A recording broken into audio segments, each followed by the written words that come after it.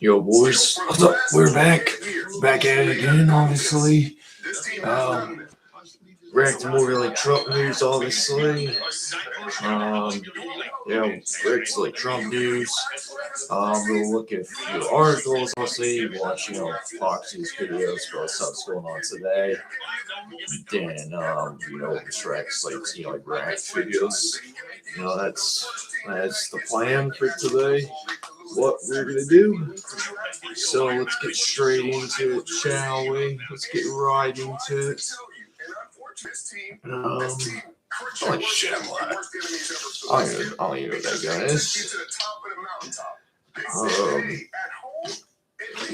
I ain't give a fuck about this. I'll just read it there. Dope.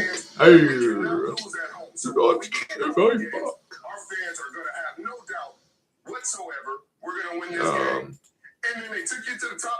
I don't know if there's anything to look on here. He was at the White House, obviously. He was at Lindsey Graham's funeral. Might react to the clips of his funeral? Probably not. It's like, you really, I don't know. Who really cares?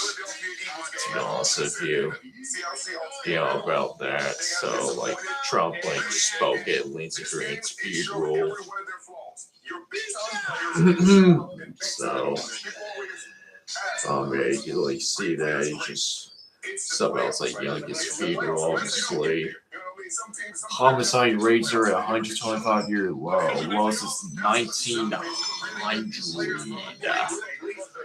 Homicides in D.C. have reached the lowest since 1990s.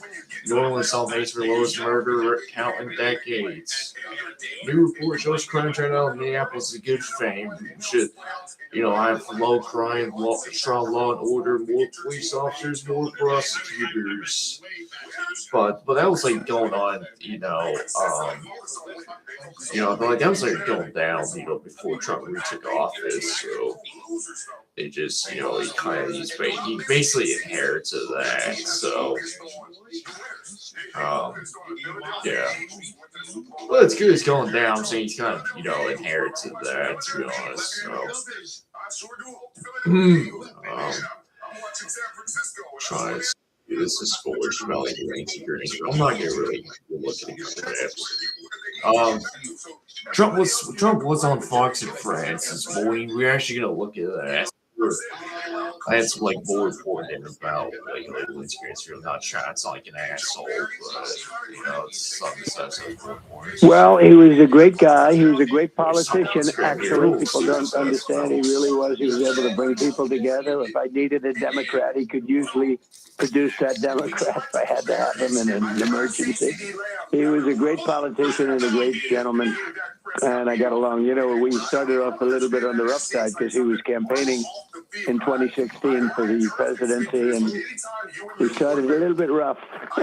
But then it got closer and closer. It really ended up being a great friendship, and it's very hard. He's he really became like a member of the family in a sense, and he was just somebody that was very special. You don't have people like that. You don't see them often. Yeah, and Mr. President, I know that after that rough patch where you were loggerheads with each other, trying to become the next president, you eventually started patching things up by going golfing.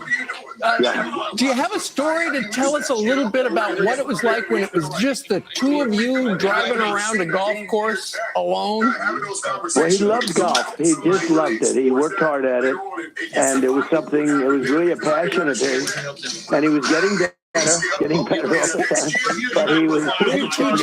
Were you teaching him? Born, let me put it this way: he loved it, but he wasn't born to be a golfer. Okay, he was born to be a politician, but not a golfer. But he loved it, and it was great. And we talk about mostly politics and talk about things he's doing, and it's very powerful force when he got behind something. Yeah, like I said, I wasn't the biggest fan of Lindsey Graham. I didn't like that he was in neocon. I didn't like that. He was, Afghanistan constantly doing endless wars in the Middle East. You wanted to see war with Russia. Um, he wanted to keep, spend more money off like on foreign wars and that, just like arguably, the biggest neocon in the Republican Party, and also I was, pissed off that he had like a lot of influence into like Trump's foreign policy, still for his second term. He arguably had like major influence, with the Iran war. So, and also frustrated about that. So it's honestly sad that he obviously died, obviously, but I wouldn't say, it's gone. It's just like, it's sad, obviously he died, but, I wasn't really a fan of some of his politics, especially his foreign policy, obviously. He was the argument, obviously the biggest hawk, like war hawk in the Republican Party. So yeah, it's more of this. Have a beautiful discussion, and they'll come out and say, we're not talking, or we didn't discuss nuclear. Well, that's all we discussed, because they'll never have a nuclear weapon. They understand that. And we have had some very good talk, and very interesting with Lindsay. He was very much a hawk, as you would say, on Iran. And over the last few weeks, I would say that he became like, if you can make a deal, it's better making a deal in this case. They're just destroying the rest of the country. We destroyed most of it, frankly. But he was somebody that said it's a good time to make a deal. Nice time to make a deal. What does a good deal look like? Now, I wouldn't say necessarily he feels that way about Ukraine. He's very militant about. I mean, Lindsay liked war, to be honest with you. Okay, I said, you're a nice guy. How come you like war so much? He was a guy that liked war. I jokingly say, and there's nothing funny about it, but he's never seen a war that he didn't like. He was very much into that, and for good reason. He felt that way. Some other people feel that way, but he was very much very strong on the military. And I built a great military, and he helped me. We built it during my first term, and we use it now. But I built a great military. Yeah, same old, same old. By the way, they're saying that they're talking, right? We've heard this like the million time, right? Iran trying to shoot one of our bases in Jordan. We intercepted the missiles. It's a good thing we intercepted the missiles. Obviously, it's a good thing, obviously, but they're still attacking our bases, man. So yeah, I don't know why Lindsey Graham is obsessed with war. Like, why would you be obsessed with war? It's, constantly, a bunch of people's lives. Like a lot of economic damage, a lot of fucking just infrastructure damage. So, it's like that. So, I don't know. I hate war. I so like that it has a bad effect on the economy. Not like how bad it's bad for the morale of the country. Also, like that it costs a lot of people's lives too. So, I'm very against war. Obviously, I'm peaceful for strength. Isolationist type. So we need to go back to be more like isolation. We focus on more domestic policy. I'm not saying leaving NATO or anything like that, but we need to focus on our own country, not focus, wars going like in Russia and Ukraine, especially the fucking Middle East, because we don't have a good track record in the Middle East, obviously. Just go look at the last, just look at the last couple decades, man.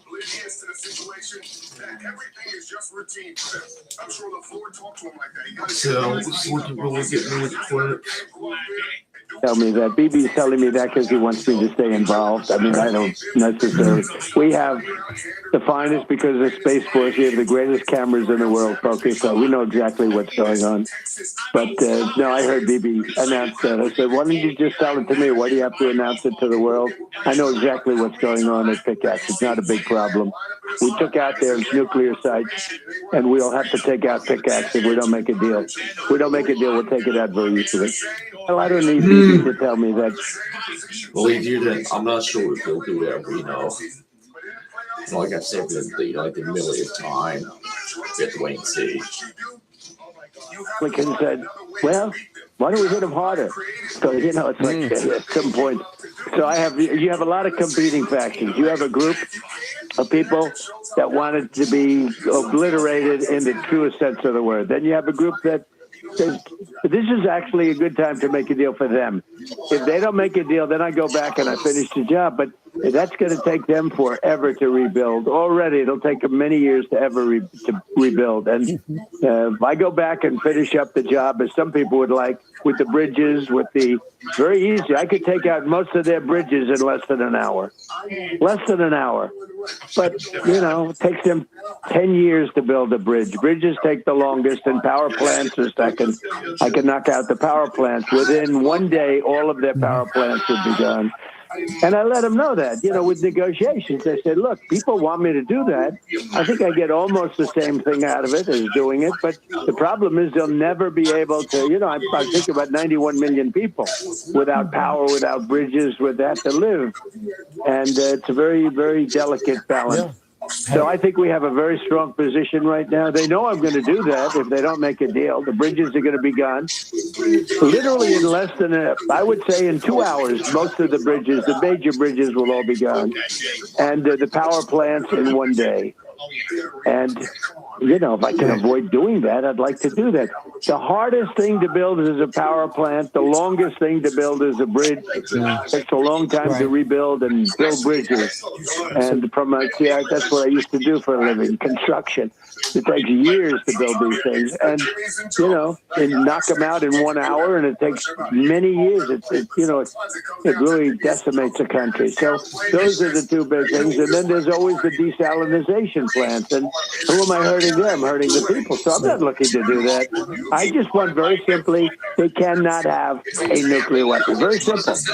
And they've agreed to that, essentially. We have to get them to, make it formal, but they've agreed to it. Oh, well, damn, man. Oh, my God, dude. I just don't know what to say anymore, dude. I don't know what to say. It's just the same fucking talking points, And it's just, I don't know what to say. I honestly don't know what to say. I don't know if he's going to palm those registered donuts. I don't know if he's going to palm big timeout. I have no fucking idea. I don't think you're wrong. Let's get those news, man. I don't think they want to give up that. If they want to give up that, if they're willing to give up that, the war will be over, man. I don't know. I wanted to close everything down, and I didn't. Absolutely. But given what you know now... Had I taken his advice, the whole country would have been closed down, and much of the country was open because I didn't close it down.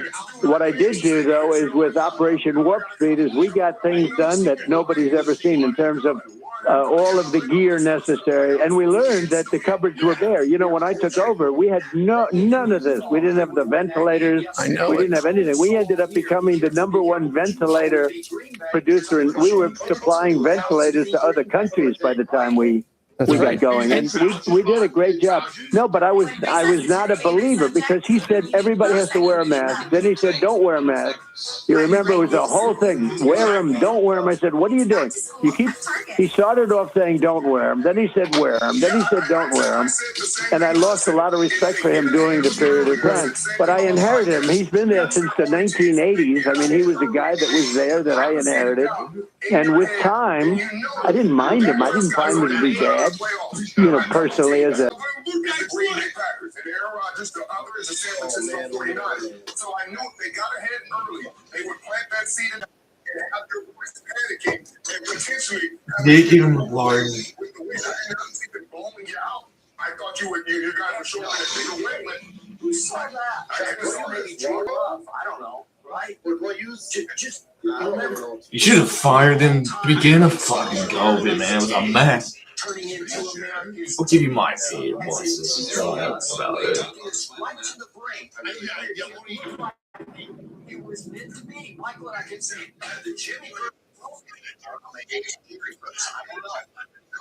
we had it in the palms of our hands. We had back-to-back home playoff games that we should have won. Whoever would come next week, whoever it would be, we can beat them at home. We can beat Green Bay. We can beat Detroit. We can beat Tampa if they win. Yeah, I'm not a fan of Anthony Fauci. He's a fucking crooked piece of shit. Trump should have definitely fired him. One of the dumbest things the dumbest thing that Trump ever did was shut down the country. Shut down the fucking economy was the dumbest thing that he ever did. It cost him the 2020 election, and the economy has never been the same since then. Like, the cost of living has never been the same since then. They shut down the global economy was shut down. All the supply chains were shut down. It caused skyrocketing inflation. It caused a lot of shortages.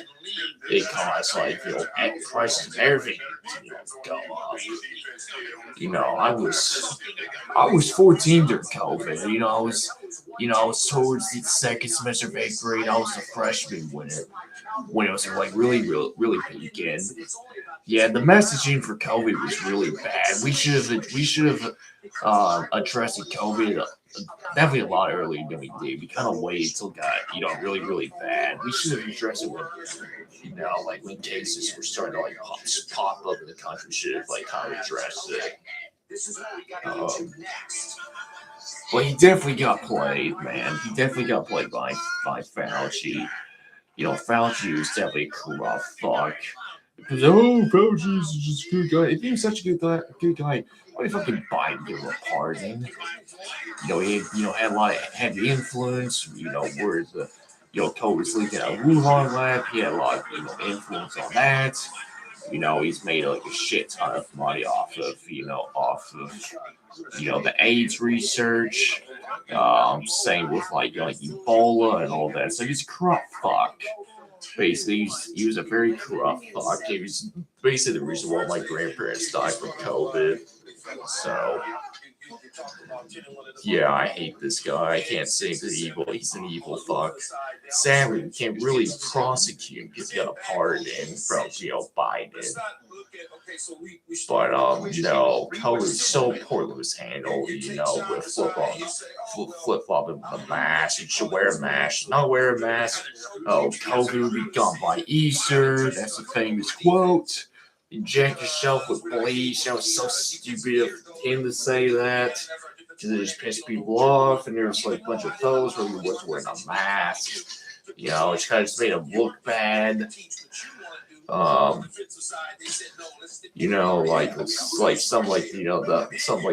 Democrat states, were arrested people from just leaving their houses. You had a lot of people spying on their neighbors or gone out somewhere. I remember someone in Dallas got arrested for just opening up her haircut, cosmetology business, salon business. It was just very bad. And some of these county judges went super fucking rogue in power. It was just basically authoritarian stuff we went through during COVID, man. It was such a fucking mess. And that's partially, it's also his fault for following his advice and, and shutting down the countries, man. It was a big fucking mistake. It really was. So, it was definitely a big mistake in Fauci. We'll probably rack some clips tomorrow of it.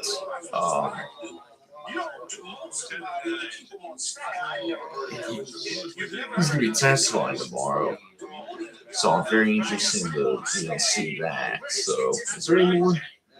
All right, that's all of that. It was all right. That was all right. I don't care about him. All right, we're gonna look at Fox News articles now. Wasn't that really much to look at? So it's kind of quick and crisp and sweet. So, we're gonna look at Fox News articles and get to the videos. Watch like 3 videos. So it'll be Rex, Bleacher,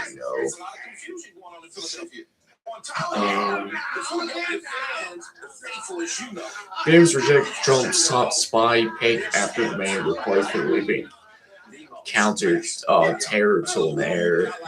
I don't really give a fuck about that. Mark Kelly blames Trump's agenda for boosting the AOC as the damaged presidential pick.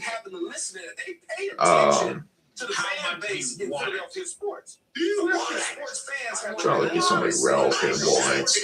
Trump says a heroic team like going to save the fourth round entire waiters to serve as well as honor. Yeah, I saw that. We might look at that a little bit later. I did see that. Trump's war on fraud expands Treasury launches new site for whistleblower and says we go look at this. It's actually common point. Someone's on once to really that word. This is, the administration basically kind of started after Nick Shirley, did the, famous, it's like famous video of Feds getting in Minnesota, obviously, with the smalling daycares. Then quickly after that, Trump signed J.D. Vance and Dr. Oz, and they're going, investigating, trying to find fraud, obviously. So we're gonna look at this article. Americans could soon cash in on exposing fraud as President Trump's Treasury Department prepares to launch a program paying whistleblowers. Fox News has learned Treasury Department has created an online tip that incentivizes Americans to bring allegations of fraud directly to the administration, effort to increase transparency and crack down on abuse of tax dollars. The website encourages people to blow whistle on fraud and money laundering, sanctions, tax violations, and those who report explicit details of legitimate fraudulent transactions could see a pay for the information. Especially in the Coach Pencil days, there was calling defenses. He's the strategist. It's all him. It's just okay. Obviously, you can make cases greatest defensive mind ever. We're about to shit, she's sick. Head coaching job in a few minutes on the show. I'm sorry, give me a second. My bad. Today, Treasury launched a new website that brings it on whistleblower programs together in one place, make it easier to find information and navigate the reporting process. The continued awards for whistleblowers could range between 10% and 30% of the total amount, and penalties recovered from successful enforcement operations carried out by the Department of Treasury and Justice. The roll-up marks the latest step in the Trump administration's broader campaign to root out fraud across federal programs. Officials argued billions of taxpayer dollars have been lost to waste and abuse organized criminal schemes. The program works along the task force to eliminate fraud and federal incentives, led by Vice President J.D. Vance, that President Trump established an executive order this year. It also mirrors similar program that used to root out illicit money movements in Minnesota. The mindset of feeding our futures fraud scandal. The new website consolidates Treasury existing whistleblower programs into a single public portal, allowing for fraud report submissions to go for one website that routes the tips to the Department of Affairs Enforcement. That was the best you'll ever see of Nick Sirianni's Philadelphia Eagles. Was Bruce. last year. Seems like let's do this real quick, and then we'll get back to reading that.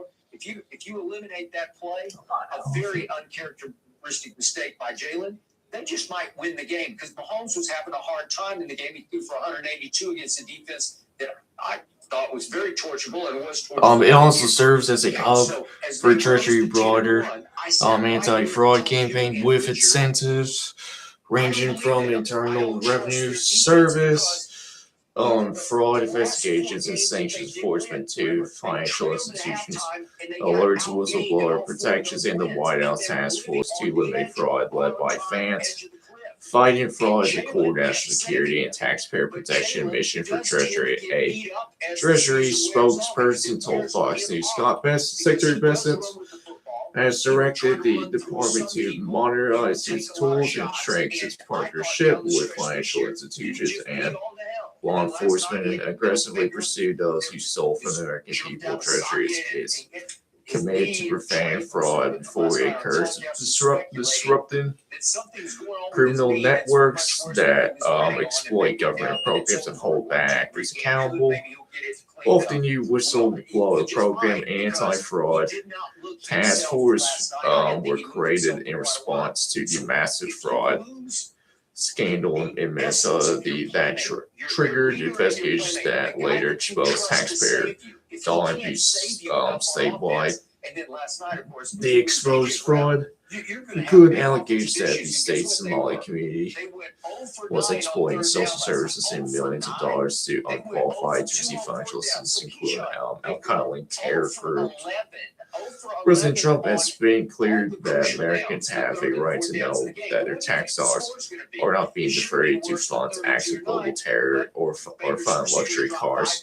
For fraudsters and statement from Bessent feature on the website reads at Treasury, we follow the money.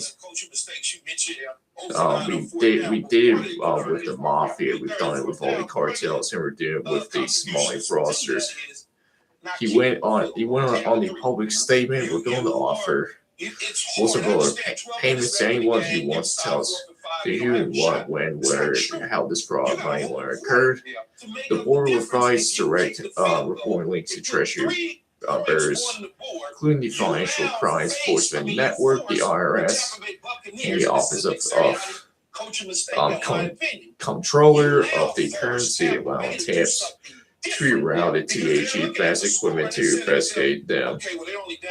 Treasury has not been specified how whistleblower payments will be calculated or which causes would qualify for actual awards. That's very interesting. So basically, if you find out and find big ads of fraud going on, say I don't know, in Florida, right? You find it. They're if there's frauds in nursing homes in Florida, and you find good evidence, you get money. That's pretty sweet, man. Yeah, I hope they find more fraud. You gotta think Nick Shirley. Nick Shirley kind of started all this. Towards the end of last year, with Somalian stuff. It's kind of interesting after he, went to that daycare, which got shut down, and a couple people got arrested. Also just making money laundering fraud going for years. Sadly, my family was a victim of this not too recently, but we're all full good now. But yeah, we hold these fraudsters accountable, but also. There's not just fraud going on, with that. There's fraud, there's a bunch of fraudulent scammers in our fucking government with our politicians in the White House. There is. They're fucking pumping up cryptocurrency scams, left and right. Like I said, hopefully the next administration holds them accountable. But I hope all these, people get held accountable for, doing Medicare fraud, doing fraud with nursing homes, with these fraud, these charity groups and all that stuff. Because I wonder how long they've been doing it for, to be honest with you. They, they've been doing this for years. So. Hopefully they get held accountable for it. We have to wait and see. In the NFL in points allowed. That screen, you're not going anywhere with the defense that gives up the 30th most points. Oh, shit. And they were 31st. Unless you're scoring 50 again, you better. And Jalen's not that guy. He's 50 points. But if you found Jesus, it's very interesting. So there's been leaks of his diaries. Documents during COVID being leaked. about the lab leak, with COVID. He's, Anthony Fauci is going to be testifying to Congress tomorrow. We're definitely going to watch that. It's going to be very interesting. Rand Paul's been one to get after. We've been going after for years. He's been one to put him in jail. I have to leave it back Rand Paul on that. Let's go look at this. Senator Rand Paul on Tuesday released the private diaries of Dr. Anthony Fauci, the controversial former director of the National Institutes of Allergy and Infectious Disease and the chief government spokesperson during the COVID-19 pandemic. The released documents show Fauci briefly confronted possibilities about the virus origins that publicly downplayed on January 31st, 2020. He recorded that scientists considered deliberate insertion of the virus possible and agreed it required further expert review, despite later public recommendations suggesting the contrary.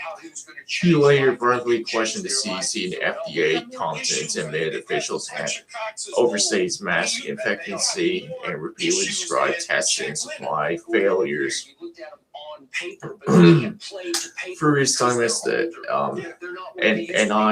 NIAID director, he made note of conversations, decisions, and his thoughts about actions taken by politicians and other officials. What Paul released his Fauci's historical record containing about almost daily injuries. Later in the pandemic, he glorified the positive attention he was receiving from legacy media and demonize those who question his official narrative, like me, Paul said, alluded to heated exchange during a congressional hearing when Paul grilled Fauci over his pandemic response. Many injuries in Fauci's daily historical account completely undermined the official narrative that Fauci and other public health officials exposed, Paul wrote in his introduction to the documents. Paul said the first alarm went straight to the octogenarian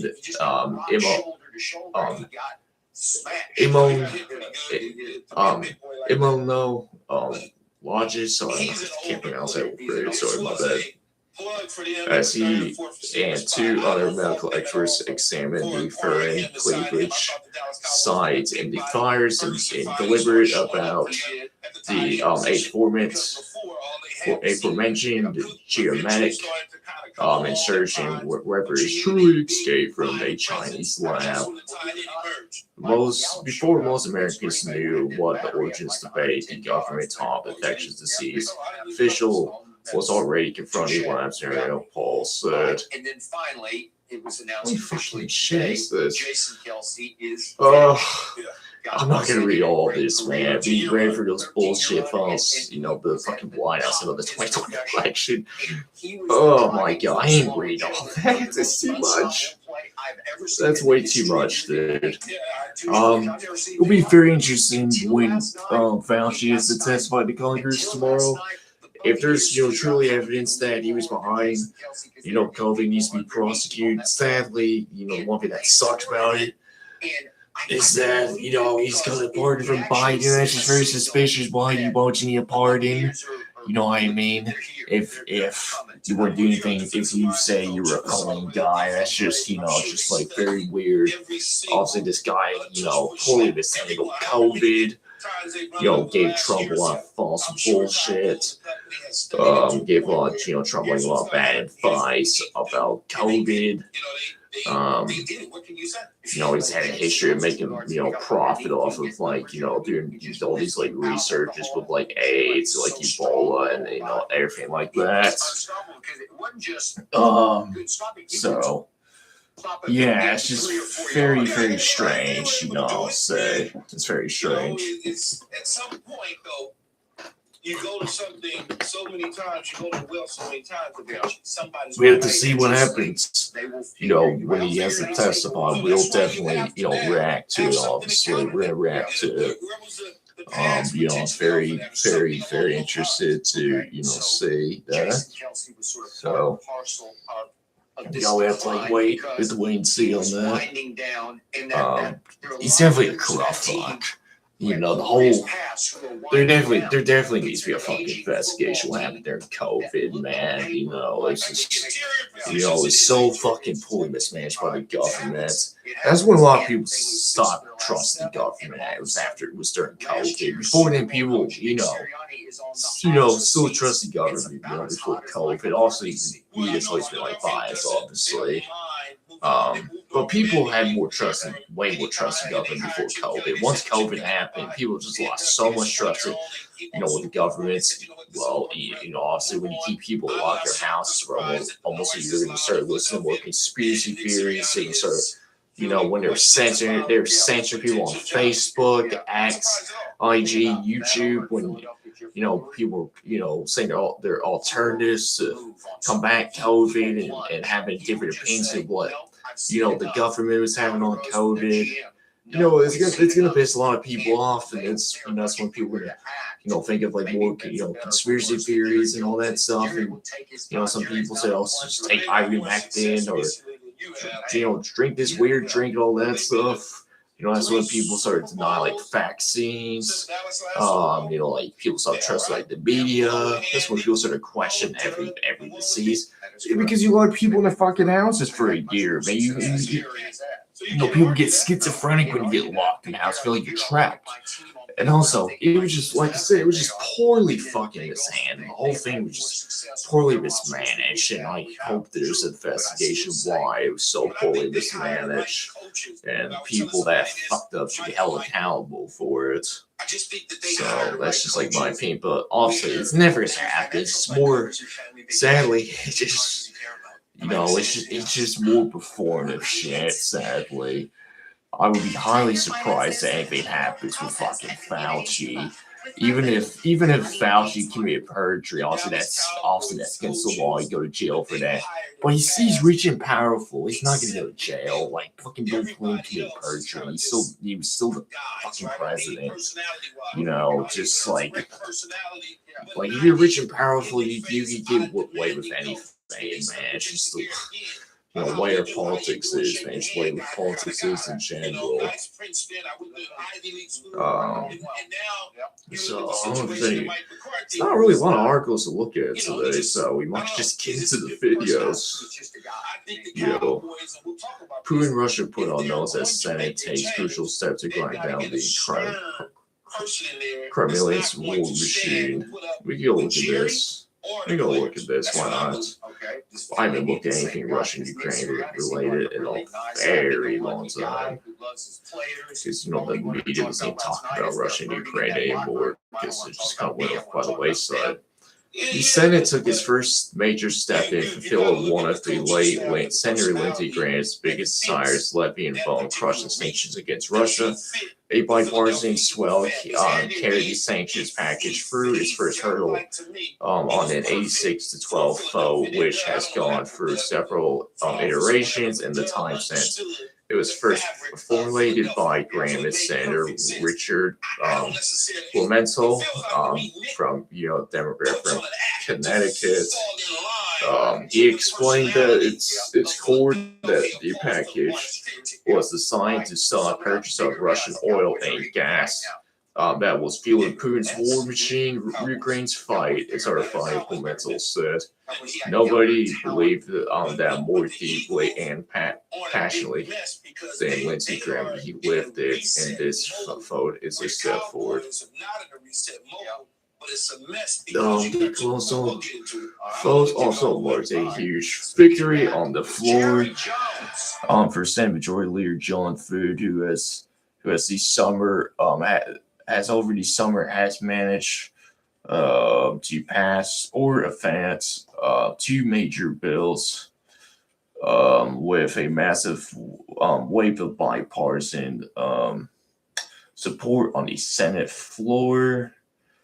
even during starkly partisan times in the upper chamber, and in the package that survived Tuesday night, just hours after lawmakers, world leaders, and family said last Washington D.C. goodbye to the longtime senator, as again began revamped.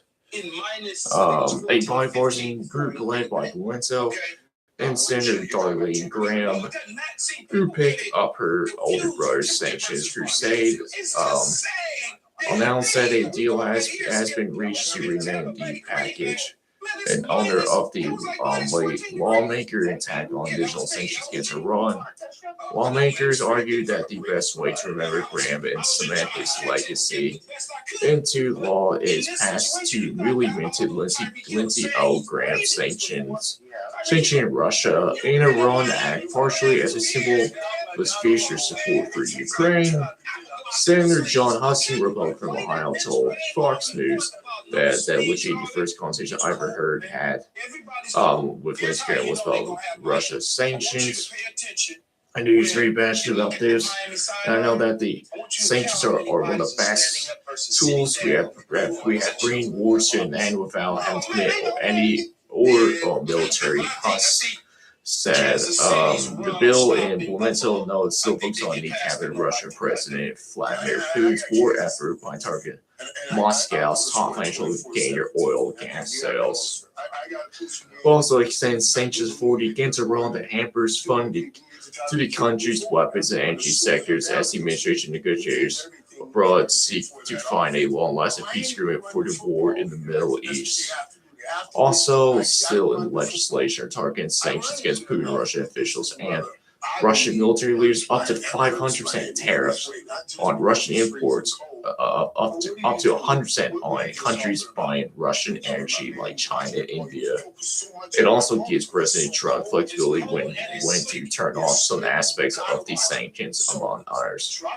Senator Katie Britt, Republican from Alabama, one of the original backers of the sanctions package, is already putting pressure on the House to make a move on legislation the lower chamber left until the end of August last week.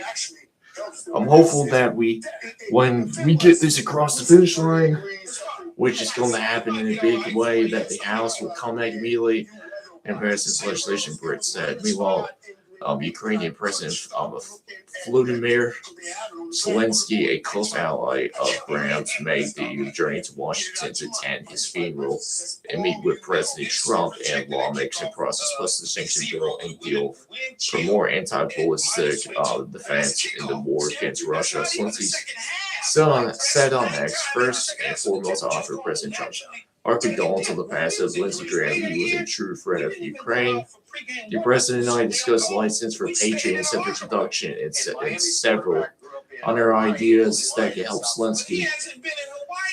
We also spoke about diplomacy. It is important that the diplomatic process should be rejuvenated. And Zelensky, after his closed-door meeting with lawmakers, went to the viewing gallery in the Senate to watch vote, which was after many stops and starts finally showed signs of progress. Hopefully they do put sanctions. We should do more sanctions on Russia. You know, I've always liked sanctions. The best tool to use now is to go to war with countries. We should definitely put massive fucking sanctions on Russia. You know, Russia's the aggressor. They started the war with Ukraine. They've terrorized the Ukrainian people. You know, they've invaded, you know, obviously Crimea back in 2014. You know, they've been wanting to take over Ukraine since the fall of the USSR. And also, Putin says the saddest day in his life and the saddest day in history when the USSR fell. So yeah, we should put massive sanctions. We should, you know, sanction their oil, sanction all their, like, you know, their banks, basically cripple the fucking Russian economy. And so Putin has to come to the negotiating table and end the war.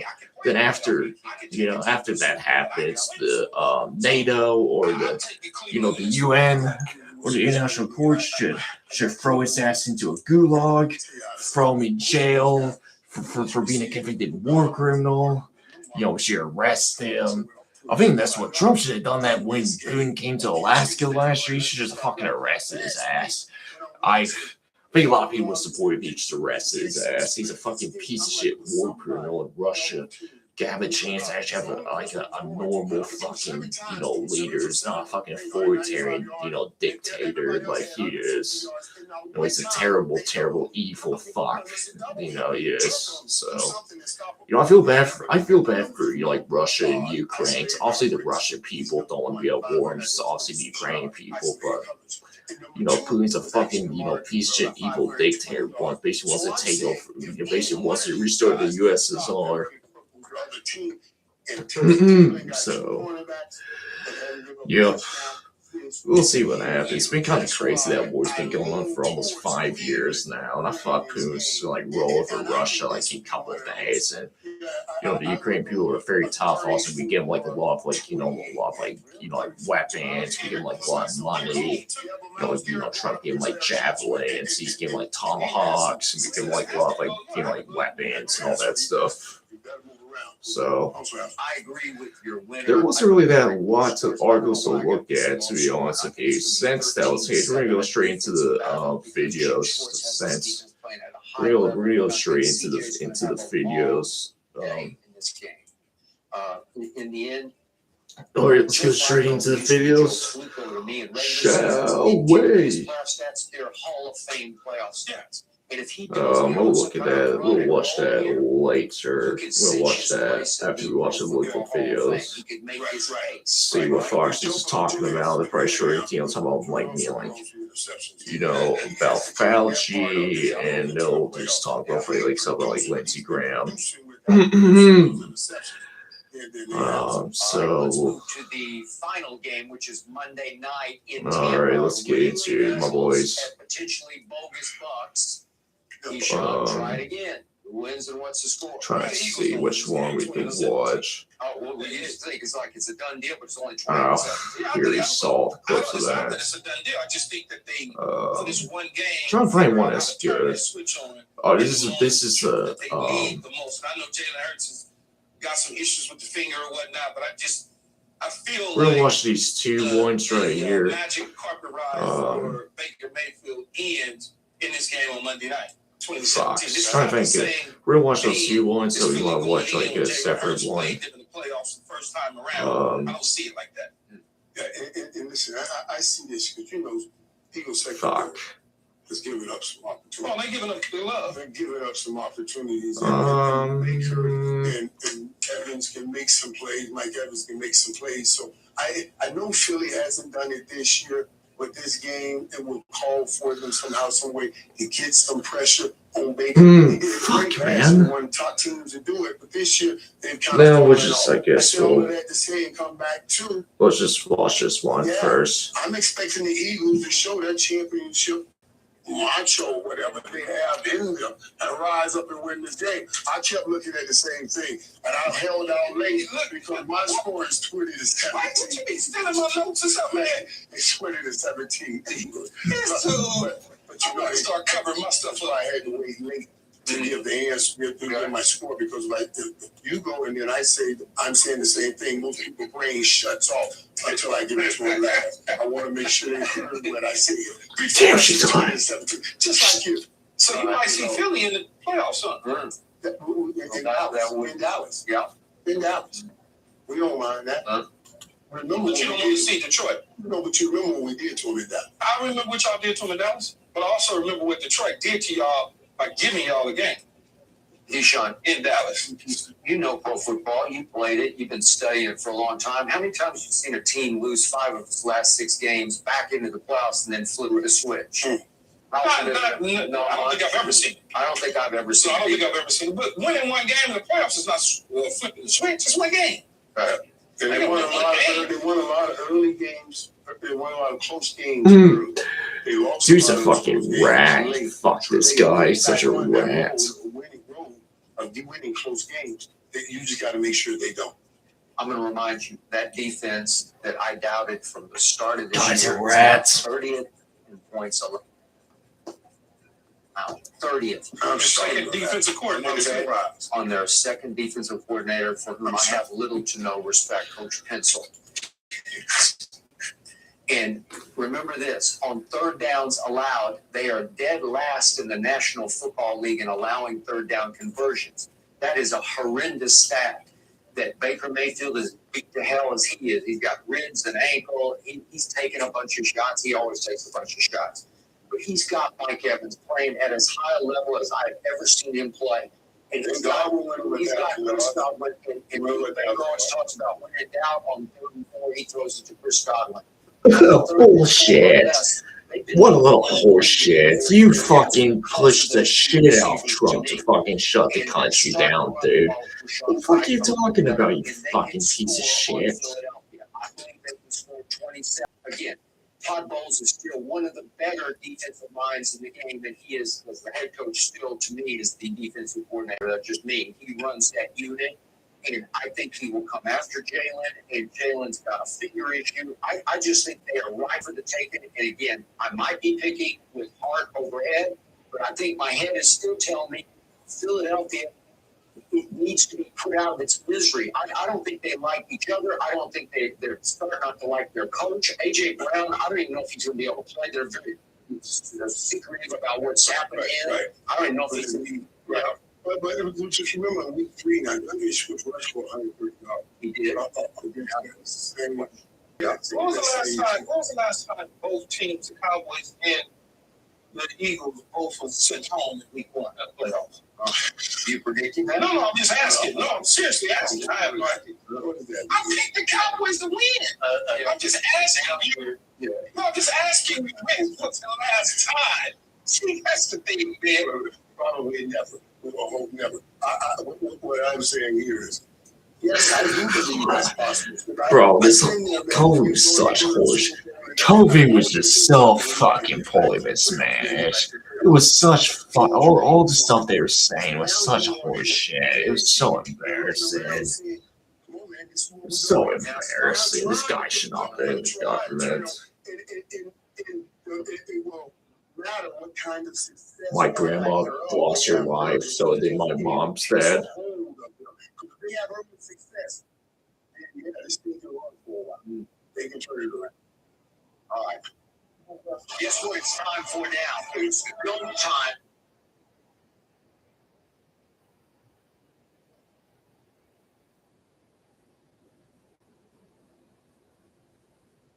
Let me tell you why I say that. And why this game is so important for Lamar. You know, Lamar's gone into the last 2 playoff games, and he scored less points than he did in this playoff game. Why is that so important, Michael? We talked about how limited that offense was prior to the offense they had been running with Lamar Jackson. And we talked about how limited that offense was. And now you start saying, well, they put up 34 points against a very good Texans defense, a very good Texans coach in D'Amico Ryan. The last couple of times they came, they put up 3 points here, 20 points there. So I'm 20. Now I was in high school. I was 14 when COVID first started. I'm 20 now. And they said, let's start the line of scrimmage and stop him. We talked about Lamar Jackson. When you going to graduate, take that next level of passing the football so you can go deeper, you can go farther. Go get you an offensive coordinator, get some players around him, and let's use his arm more. They did that, and it produced what they needed to produce. I thought it was a perfect game for what this new offense is. Lamar sat in the pocket and waited to the last minute, and then he would shoot out of there and be the most dangerous football. He was shooting out of the pocket, and it was an incredible game. Threw 2 touchdowns, ran for 2 touchdowns. Hey, there's no other player that ever did that. 2 for 2 touchdowns, ran for 2 touchdowns, had over 100 yards rushing with 100+ passer rating. Now, in the history of the game, and speaking of the history of this game, this is the new history, I think, of the game for the quarterback position of Lamar Jackson. He's writing the history right now as we move forward. When you see guys like Josh Allen, who's putting up 32 pass touchdowns and 16 rush touchdowns. This is where this NFL is going. If your quarterback can't give me those hidden yards, I don't know if you can play quarterback in this league. Lamar Jackson showed up and played. They showed why he's the MVP of this season. Yeah, I think he played probably his most impressive playoff game for sure. I give him a 10 out of 10 for that performance. Especially the way they struggled in the first half. They struggled. I think he had 23 net passing yards at the half. They were winning by 1 point.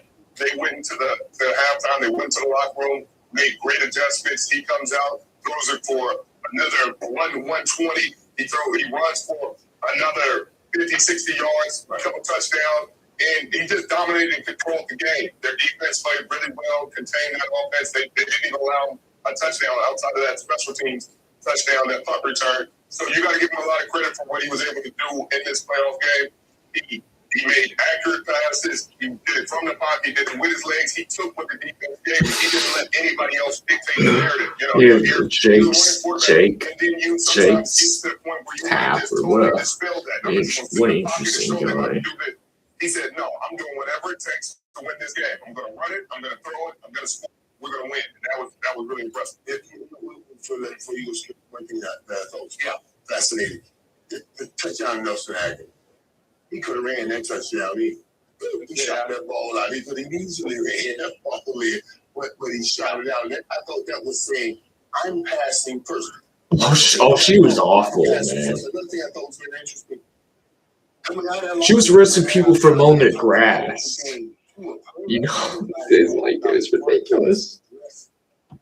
Undressed that offense about the way he was performing. And he said, listen, that defense is playing great. I thought that was fascinating. We talked about, is he in or is he out? Because they were treating him kind of out with his contract. Now he gets the contract, and he is absolutely all the way in. I saw him one time get on one of the lines. I'm like, come on, nigga. He got on him later on after he scored. I mean, that line was in the end zone, jamming together. I said, well, okay, that is a different Lamar right there. Yeah, Michael, Lamar said after the game he would share his halftime remarks, except they were inappropriate for a media session because the words were not pretty and they didn't need to be pretty. So I appreciate how high you guys went on this scale of 1 to 10. I'm going to go to a 20 on the scale. I'm going to shatter the scale because this second half was huge. You're up against as hot and as talented a rookie quarterback as I have ever seen. C.J. Stroud was off the charts this year with what he pulled off. And he got his legs underneath him late in the first half, and it felt like it was going to be a real live football game in the second half. And to Lamar's credit, he read the riot act to his team at halftime, and then he came out in the second half, and it was like a microcosm of the year. He took the game over with his arm and his legs. And to Richard's point, in the second half, he goes 9 of 11 for just 100 yards. So it's not gaudy stats, but they're all effective passes. They're impactful passes, 2 of them touchdown passes. And then with his leg. Modelo tastes good, but that got the electrical working, Modelo. That landed the trick, Modelo. Or that can finally sit down, Modelo. The one you earned is just bad. That Modelo is the mark of a fighter. He runs for another, as Richard pointed out, 50 yards. I remember. 5 carries for 50 yards and 2 more touchdowns in the half alone as they took the game over. And as you guys know, the narrative on Lamar is, but he's 1-3 in the postseason. So he's got 2 MVPs if we're effectively giving him this year's MVP. And what? Well, at halftime, it was and what again at the highest level, where the pressure on him was just staggering to me because you're up against a hot, young, well-coached team that didn't know any better. And if Lamar had lost that game, you know what we'd be talking about right now? We probably would have led the show with it. You know, what's up with Lamar? And instead, he did look like the MVP in the second, without sensational, spectacular stats, just making all the right plays at the right time to be the driving force of a Ravens team that in the second half just shut CJ down. He was having a hard time reading, seeing, feeling, and because they got four guys who can get pressure, they were getting some serious heat on CJ that I think ultimately they'll be able to get on Patrick Mahomes this coming Sunday. Go, Richard. Yeah, I agree. I think this defense deserves a ton of credit for everything you just said about how hot C.J. Stroud was. Bobby Sloan getting head coaching interviews because of how well this offense has performed, and they helped them out of the end zone the entire game. They limited their big plays. You know, this offense has been known to be really explosive. They didn't I agree. Absolutely, but sadly, he's got a pardon. Sadly, he got a fucking pardon, man. It's so annoying. This guy English got a pardon. If he didn't have a pardon, we could actually throw him in jail for, you know, how he handled COVID. Yeah.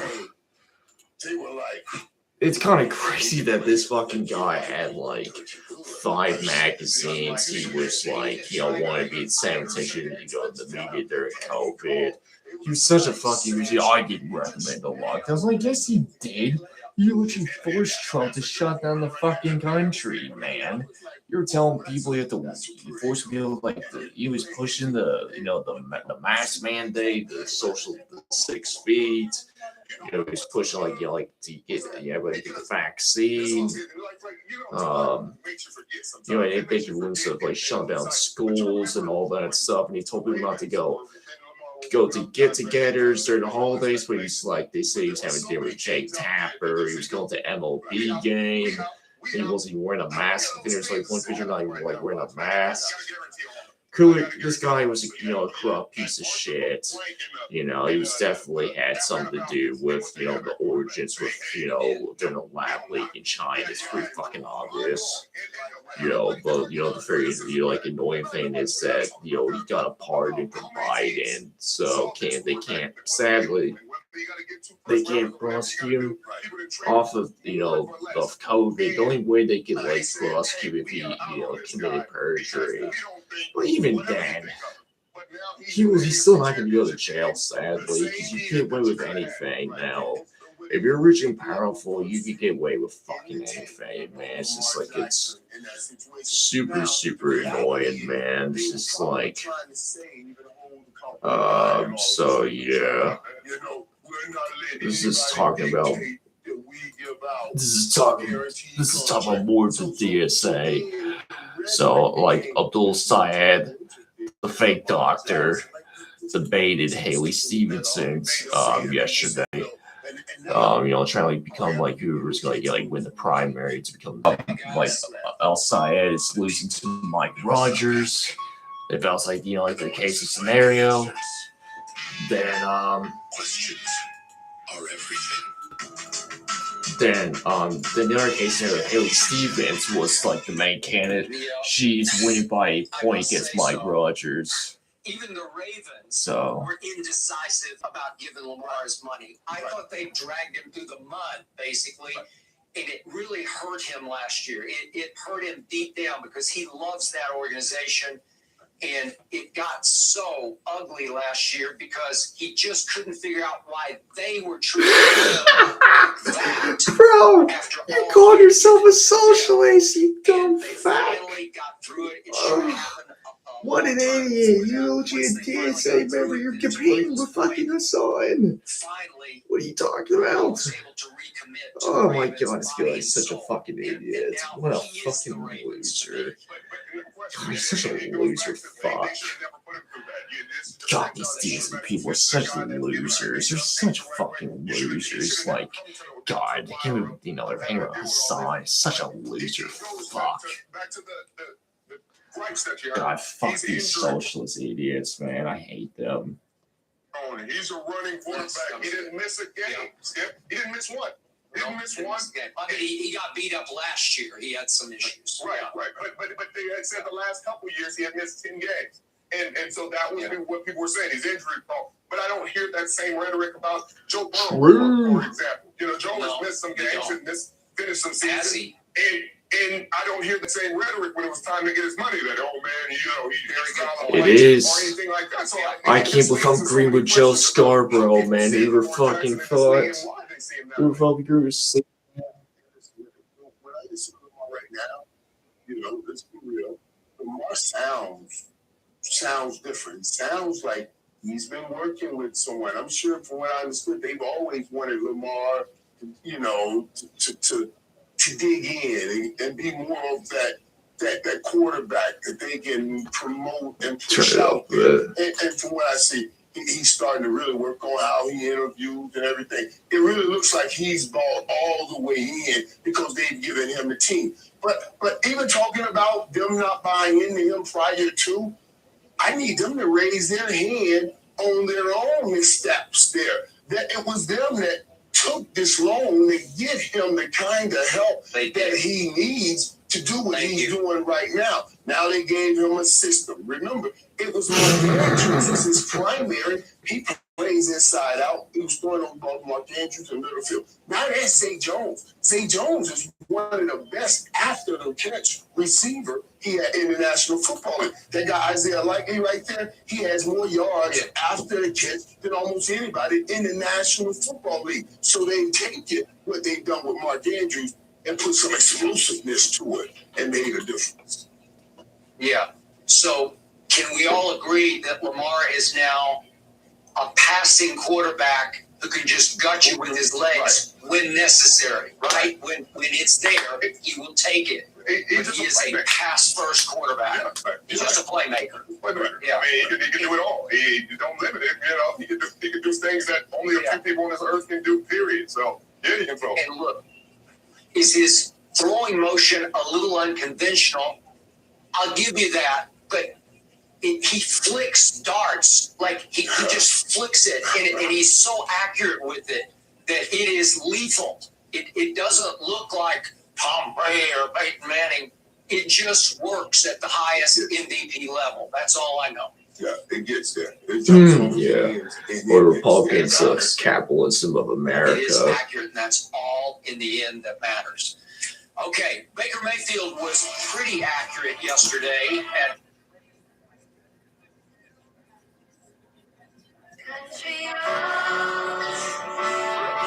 Rocket Mortgage makes it easy to tap your home's equity when the time is right, so you can fund what matters most. It's your home equity. Put it to work at rocketmortgage.com. You and I did pick the Bills. What was the biggest reason they lost?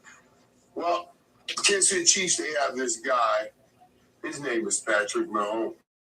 And I'm going to tell you something. We talk about games like this. The reality is, you can throw with all these numbers, throw for this many yards. Do you show up and make the play when it's most important to make the play? 1-5 for the Kansas City Chiefs. He shows up and makes the play. Every time. It's amazing. You think about it. He's 6-0 in the division round, right? He's 6-0. Every statistical category, first or second, the more pressure in the game, the more he seems like he is pressurized for the moment, which is incredible. 6-0, he has 70% completion percentage in this big spot. Average 302 yards, 16 touchdowns, 0 interception. 16 touchdowns, 0 interception. Everything first or second, 115 passer rating. That's the guy that no matter what, when you're playing with a guy like that, no matter where the game goes, how bad the game gets, everybody's on the sideline saying, that's okay. That guy right there, he ain't going to let us lose. And that's why the Buffalo Bills are. They have a guy, like that guy right there, he's trying to make sure we don't lose. But not Patrick Mahomes. He's the best. What a fucking fake pussy fuck this guy is. Yeah, I can't believe his son sucks this guy's dick, dude. He literally eats his fucking cum, bro. Bro, someone probably sucked this guy's dick probably before, dude. And he's showing it every week. That's why the Buffalo Bills are sitting home. Well, they have Stevens would win by a point, and the generic polls outside it would be down like 10%. Keep sending us home because that's the reality. Patrick Mahomes keeps sending us home, man. Patrick Mahomes keeps sending us home. Okay, that's a rhyme right there. I like it. This is what I thought would happen. Yeah, I said it earlier in the week, and I said it on my podcast. I don't think Josh Allen can beat Patrick Mahomes. I think he's the dragon that he cannot slay. I think he is the Goliath that David cannot slay. Everybody talks about the David and Goliath, and David slayed Goliath. But you got to realize, that's one time out of 100.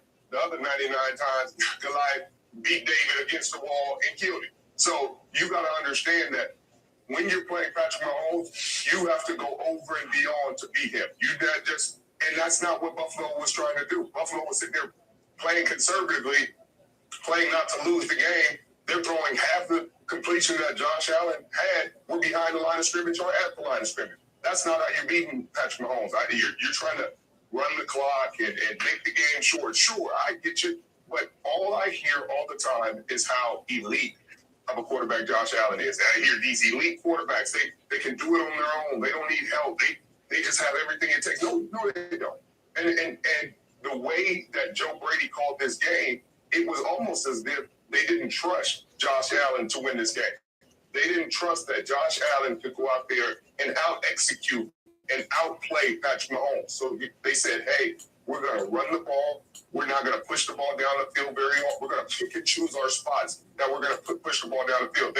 They only pushed the ball down the field maybe 3 or 4 times in the game. They missed the Shakir on what looked like could have been a touchdown. He missed Diggs. Well, he hit Diggs in the hands, and Diggs dropped it, which should have been a touchdown. But other than that, down the sideline. Mm-hmm. Down the sideline. Yeah, right sideline. It just looked like they did not trust their quarterback that they have such high expectations and such high regard for to win this game. They were instead happy to see him run the ball, Skip. And Skip, I'm just saying, you 1-3 this week on your predictions. You were 2-4 last week, Skip. I don't know.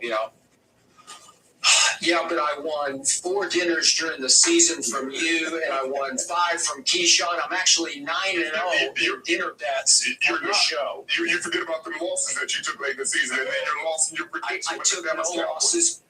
Okay, you think that those are dinner bets, but you have to actually make the dinner bet on the show to have a dinner bet.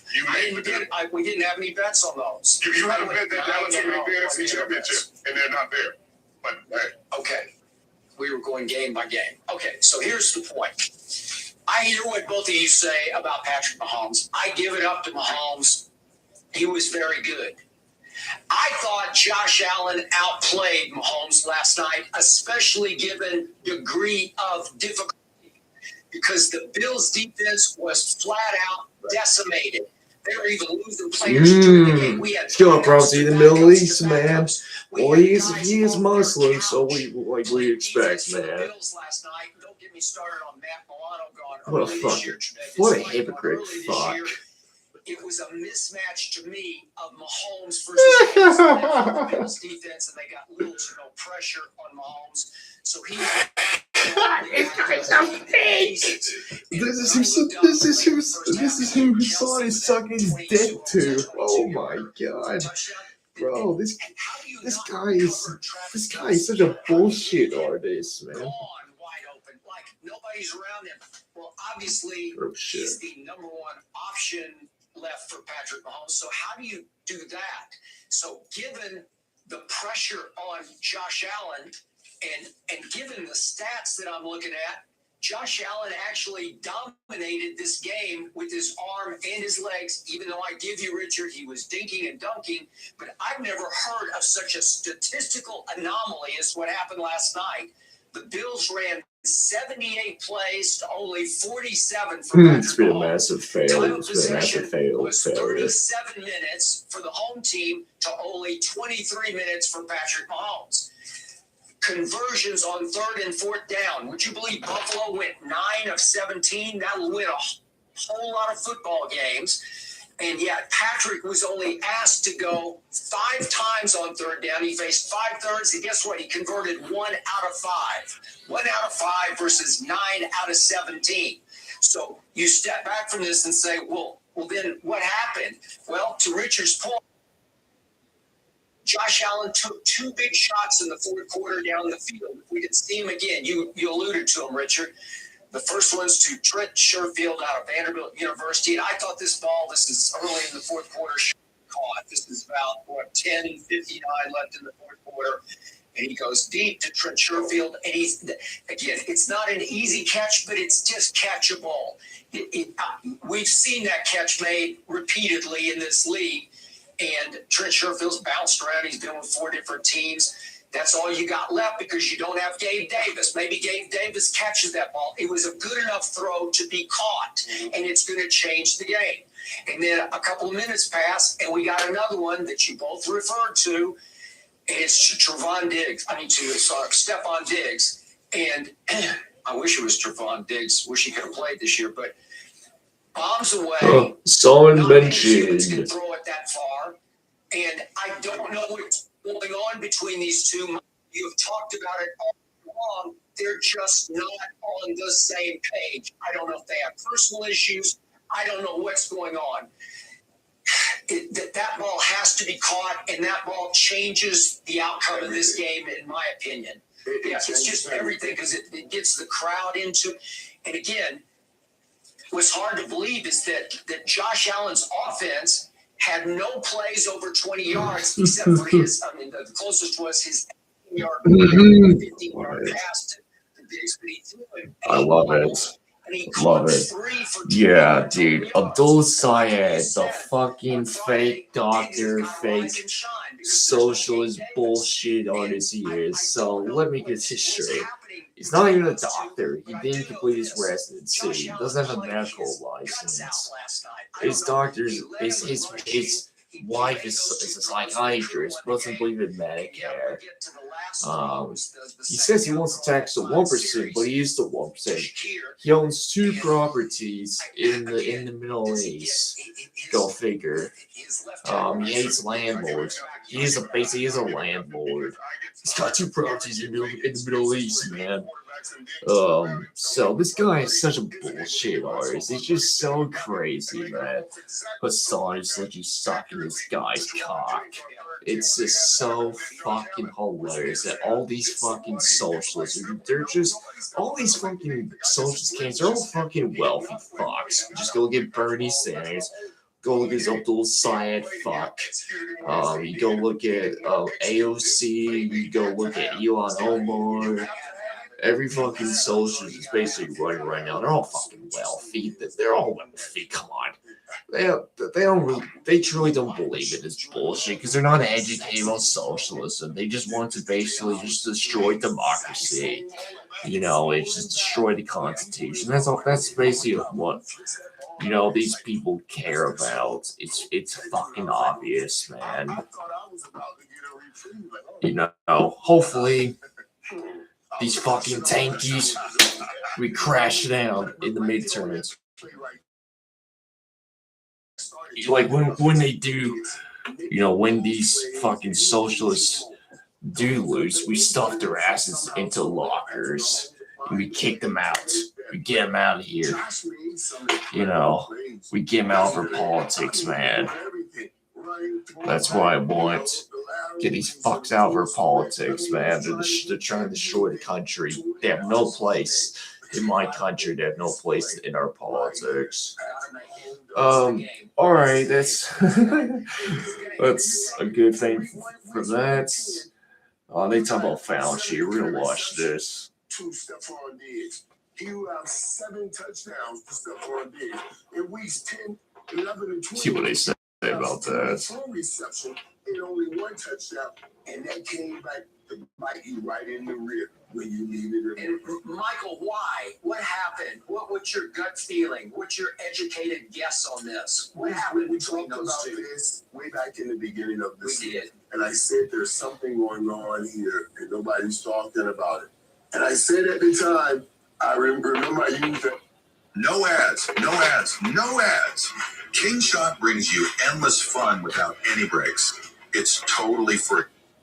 All right, what's going on? He managed to make another fucking video about this shit. We're all just gonna be I don't know how this happened or whatever. Dude, in my video yesterday, I was like showing everybody, I'm like backing out a lot and stuff like that if I don't have tag. He did say that. Massive dude, that's me.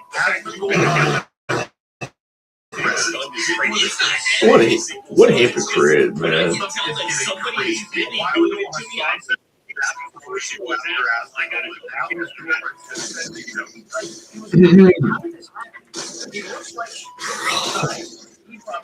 Jesus Christ.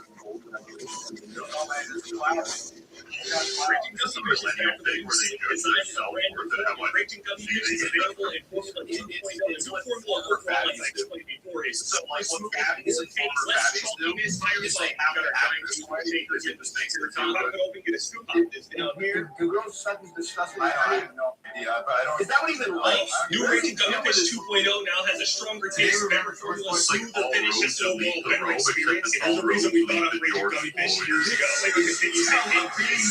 There's also a BOGO sale going on. Try out other flavors alongside the New Raging Gummy Fish, like a pink flavor, blue. You can find anything over there. You go to your store. Yeah, over the years and here's some more years ahead. On that said, like, how do you sit there in the same video? Not even the next, like, 20 seconds you say something doesn't bother you, and then you rage about it later. Congratulations, man. You figured out what my channel's been about this entire time. You figured it out. That is the joke. Ever since they ended up putting out this update, I don't need to say more. This game has been incredible. I mean, BO1 still has its issues. BO2 still has its issues as well. Like, the overall lobby system in BO2 is still pretty broken. I would say that BO1 is even more broken though overall than the party system. You'll straight up, you can party with one other person, and the game will straight up split your party up and put the other person on the other. The party's not even working on BO1 is completely inexcused. Kind of crazy that it's even happening to begin with. Like, this is something that I feel like should have and could have been fixed. Like, I don't know. I mean, okay, like he talks about not showering. That's hilarious. Crazy assumption that he smells like absolute. It's because I wasn't on 14 sensitivity. I saw maybe on Friday. Way worse. I saw that there was some sort of update actually for shower. BO2 plans that it didn't come out the entire weekend. I assume it's going to come out today. Yeah. I mean, by the time this video comes out, I'll be able to add another part if the update does drop or something. If it ends up fixing the lobby refill issues or anything like that. I'm thinking there might be a reason why.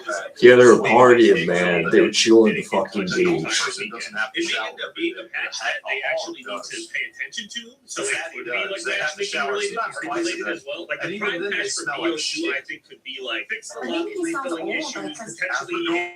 If they can make improvements to the overall connection or hit detection or some instances and like full-blown The video government is true. clean through players, and it's not even like a weird rubber banding thing either. Like people straight up standing still and someone shoots clean through them. We don't need to talk about this at all. Anyone that says like, anyone that comments on how admirable My sensitivity ever since these sports came back out because the controls are way different. Everything felt weird. The game works for it feels really good and responsive. I would specifically always play on like max sensitivity or whatever on these games first. And then I said at the start, I was playing on 12 for a while. I was still under-dragging a lot. People would be able to like camera me. So I put my sensitivity at 13, right between 12 and max 14 sensitivity. And 13 has been working really well. But the reason I bring that up is because I almost never play on odd just get up in the morning. I was always happy to play on an wakes up and he just is like I don't know like how similar they are on a baseline. On a baseline, men are more attractive than women. Oh, he's gonna do that. He's gonna plead the fucking fifth. I plead the fifth. I plead the fifth. Sensitivities. I always imagine all the numbers as like whole numbers for the sensitivity, whereas the odd numbers are kind of like a and it always felt like whenever I had like a sensitivity, everything was kind of off, but now it's all that's really only Black Ops. Yeah, it was bullshit. Black Ops 1 feels fine, but I really don't know what feels good. Like I can break up everything and feels good. I got my sense figured out on there. I have like 7 or so coming down. If they fix Black Ops 1 sniping, I would be on VO2 is crazy saturated. There's more than double the amount of players on VO2 is like super saturated. VO1 would be so even billionaires love using chatbots.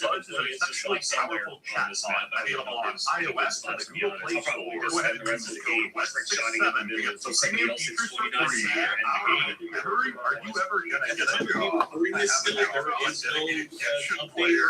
This is kind of background today. Fair play tomorrow, whenever it's supposed to. It's kind of strange that it's not dropping today. Looking at the time, I don't think it's going to drop an update today now. So on top of them being a little dark on some of these port updates, people are expecting them to come out with some sort of announcement or apology, a data sheet or something. I have no idea what people are expecting entirely. And like how many people have like chat conversations people are with saying like that AI bots of them. is bad or it's good And, or it's like, whatever. They basically I You can't do anything with AIDS.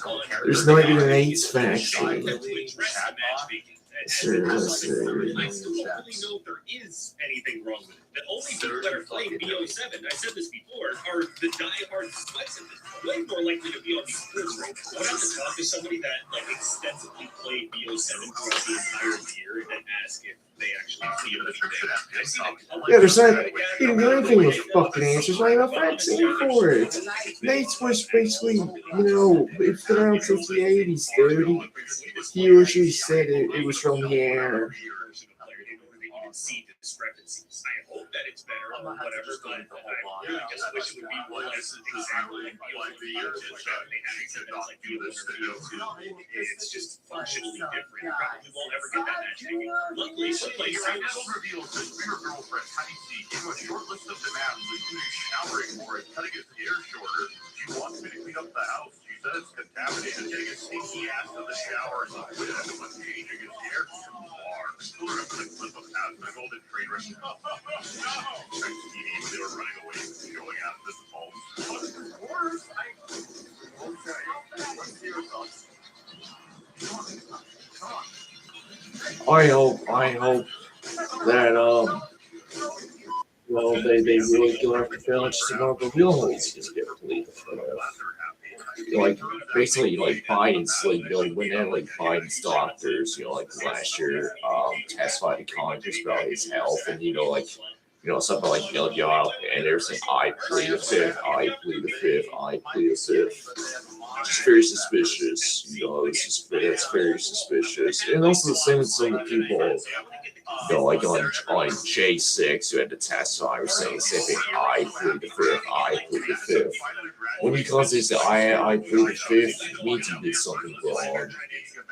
So I'm calling out on both sides. The AIDS thing, bro, you just made a shit ton of money off of fucking AIDS. We don't make too much money about you made off of AIDS, alright?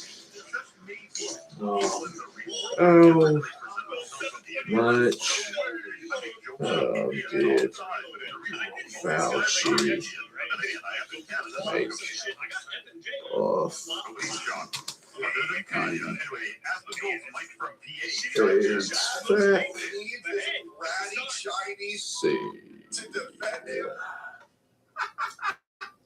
Have his back on the line and help has been going. Fix his life. Oh my God. It is what it is. It is what it is. So what if I go to get you back? Dude. What are you gonna do? I guess he made around $15 million off of the AIDS vaccine. Jesus, wow, that's a lot of fucking money, man. Like I said, he's a very corrupt fuck. He's just gonna plead the fifth. Sadly, he's just gonna say, "Oh, I plead the fifth. I plead the fifth. I plead the fifth." We'll see. We'll watch it tomorrow and see what happens, and just go from there.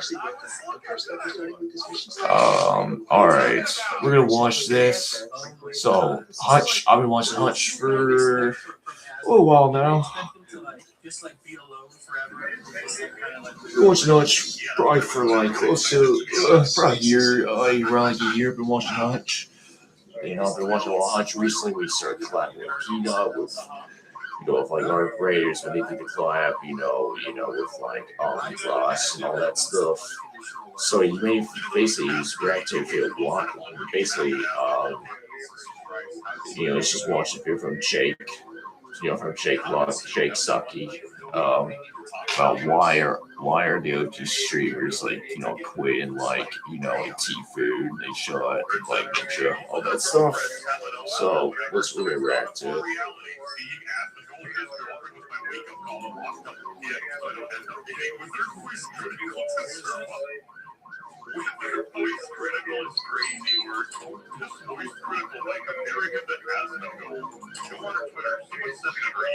He's taking a break. He'll probably be back soon. Like T-Food's been done for a while. He's just fucking fishing. And Ninja just had a kid. But he was kind of AFK for a while. He was taking a break too. But bro, he's worth so much money. He can do what he wants.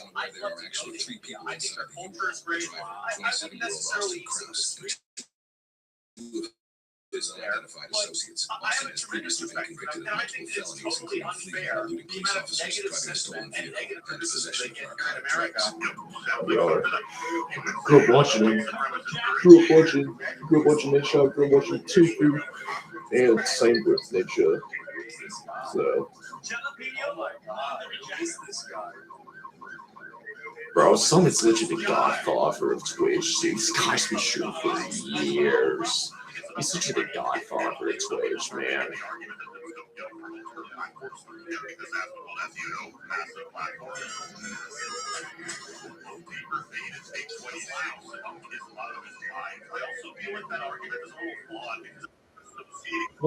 Well, that's kind of that's kind of a misleading statement. He just had his kid. He just had his kid last week. He has a daughter now. Congrats to Ninja, by the way, for your kid. Big congrats. Dude, I have no desire to play Fortnite anymore. I actually grew grinding Fortnite for so many years. But it's just not as good as it used to be. Oh, sorry, yeah.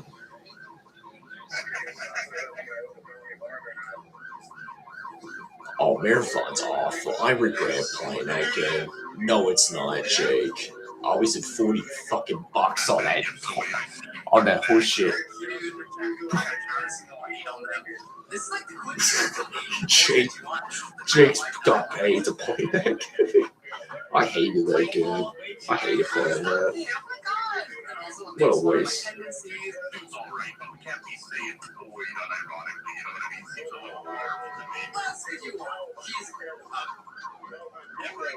He's fishing. My man.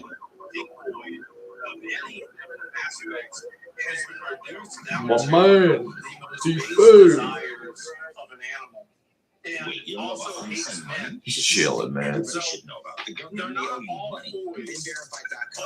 BB's man fit Fortnite by the way. Then we're back into his retirement.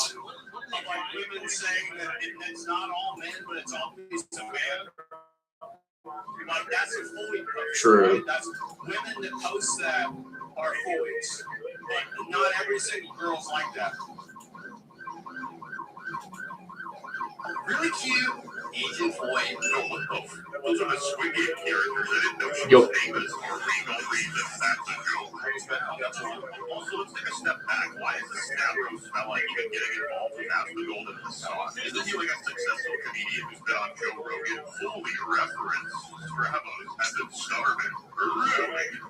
Stavros walked past the goal so fast that as we had to hire an e-girl to pretend to be his girlfriend and defend him on screen, albeit by half an hour.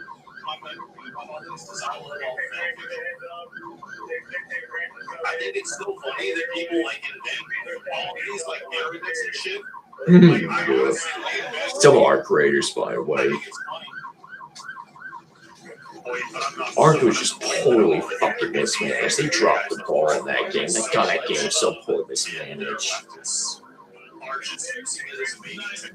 They don't actually know any of this. They don't even think any of this. They know it's bullshit. They just say it because it's a good. I never played Sea of Thieves. That game is so that game is so boring, by the way. Oh, I could play that. Oh, I could play that.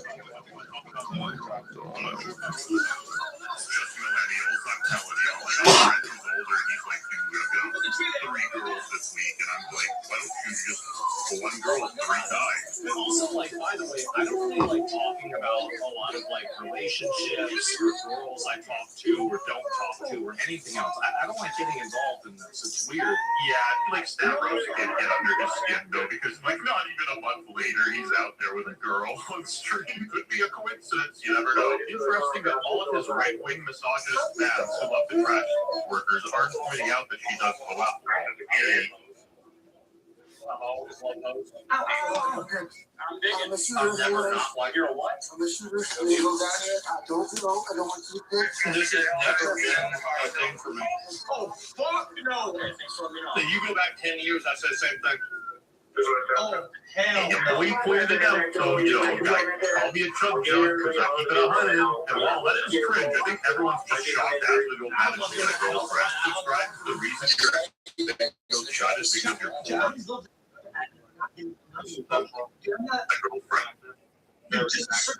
Just such a secret. Anyway, so yeah, this is it. Yeah, no, people love the sectors, they do. And so, they're important on purpose, exactly. Probably. They should be like the narratives that people like to invent and like make up about me and shit, and like the whole like why I'm doing something, or like what's going on, or why it's happening. It's actually confusing for me to read. It's funny for me to read it, and I think it's because I feel like He's dying. It's dying. It's dying. It's dying. It's dying, John Lewis, sadly. I don't really see myself. Yes. I don't take any of this personally, right? Yes. I don't really see myself as a person. I see myself as like a character that I'm playing on my stream. So like anybody that gets personal and gets mad about it, no reason for me to do that. In your groin area. Why would I do that at all? Something else. Yeah, Truman Show type stuff? Yeah, I guess so, right? It's your own personal voice slot? Yeah, exactly. I think it's this. You get fondly now. I was wondering what it was like to put up in the podcast. I can't loosen it right downstairs. Sit up straight and better. I thought my car would be messed up. That wasn't my best fit. Oh yeah, it is. That's really bad. Yeah, it's terrible, man. Did you fly over this to get up here? I'll probably need a tow for my squad too. R6 is ass. I only played it for an hour yesterday. I hated that fucking trash game. I don't think it's in God, I'll it probably need a sucked. tow for my squad too, unfortunately. Jesus, man, you scared me. What's wrong with you? Hey guys, it's your favorite up here. Okay. Go ahead and click that subscribe button. You don't have to spend your money on that button right here. Come for the force.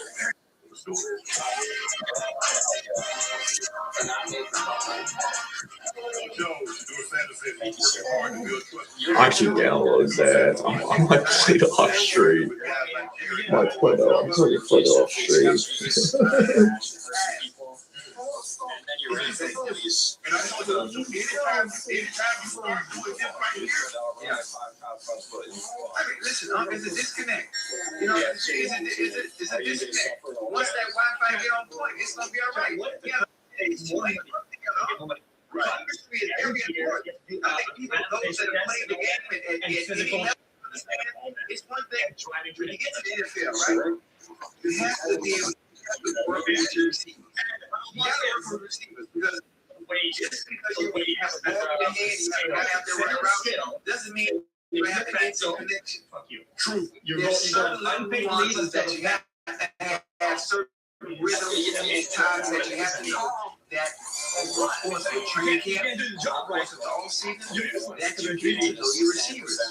I mean, right now, I understand their frustrations. While Austin's passengers' identities are unknown, the female was reportedly taken into custody for possession of drug paraphernalia. All three of them were medically evaluated and cleared. The pursuit spanned about 12 miles and lasted 9 minutes, bringing the average speed at which Austin was flying in the U-Haul 80 miles an hour on residential streets. The U-Haul van, which typically costs up to $60,000, according to court records, Austin was charged with felony fleeing, lewdly causing bodily harm or property damage, felony second-degree recklessly endangering safety, felony possession of narcotic drugs, and resisting obstructing. All charges have been enhanced with habitual criminality repeater modifier.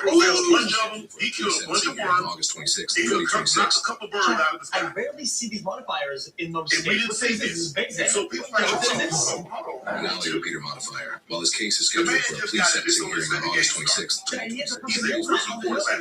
If he's a second year, third year guy, and y'all still don't say Because they could be well within the But right to it's sue this and scenario, damage to that van. Even if he purchased it, it's hard to get people to be on your side. protection plans generally Considering, cover losses that if I'm happen not from criminal mistaken, acts he or lead the league in intentional blocks. misconduct. That means Austin's legal And you problems have do a not 35 end in yard criminal court. completion U-Haul can that seek you let the guys restitution come for from behind damage, you and charter knock the costs, lost rental income, other fans out of service, and other fees for violating So, their rental agreement. that's If what people ultimately see. found guilty, that could strengthen their case. These are the type of Now, problems that come with a decision last like year he flee had from an the unbelievable police. season. The fact James is did a not the great first job time of he's throwing done the it. ball. Says a lot. The moment Crazy you choose to last run, year. you no Yes. longer decide But whether you you have face to consequences. you can't take one season and forget about the year that was in Denver before and what's going on right now. Illness tests the We're body, not going to do but that. perseverance reveals the I soul's want quiet players to strength. understand Remember that the that this darkest is a seasons rookie deep in our quarterback. understanding A of the rookie light. quarterback. Love you, It's only Chadwick, his second UCL. start. How about maybe y'all spend some extra time After practice. After practice. It's official. Wednesday, Thursday, Jersey Mike Chicken Salad Friday, Salad. stay out, stay out a little Guess bit it's time to longer. unfreeze Danny. Listen, hell, me and Carson used to do that. And I'm not talking about when he first got there. From when he first got there, third year, fourth year, fifth year, we got in that extra time just to know. Boy, we can have a goddamn blindfold on. He can throw that ball Yeah. exactly where I'm gonna be at. Right. Every time. On rhythm, regardless of the rush, regardless True. of the front, regardless of the defense. So Yeah. when we were out there, it was damn near 7-on-7. You, Like, that's how sharp Yeah. on point and precise it was. It was damn near like 7-on-7. I was the first person to go to church tonight. I'm upset that I had to leave. I didn't want to leave. I think Chef Ramsay sent me home tonight because he expected me. Yeah, I agree. I think the really issue is there's not good games out at the moment. Like the FPS genre and AAA games have really have been on a really massive decline. Over the last probably the last 4 years, they've really got a massive decline.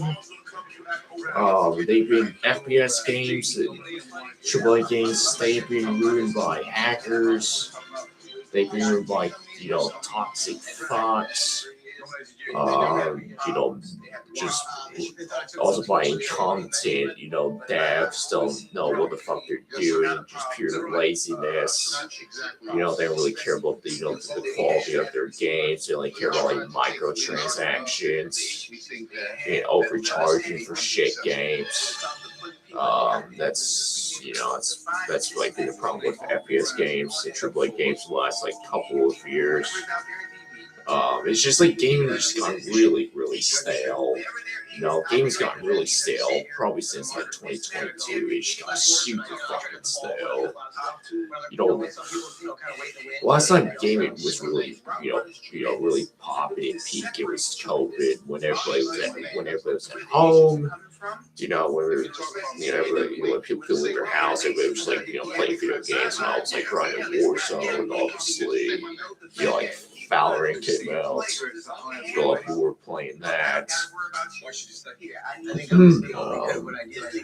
But also, a lot of these guys, like Ninja, Tfue, Nation,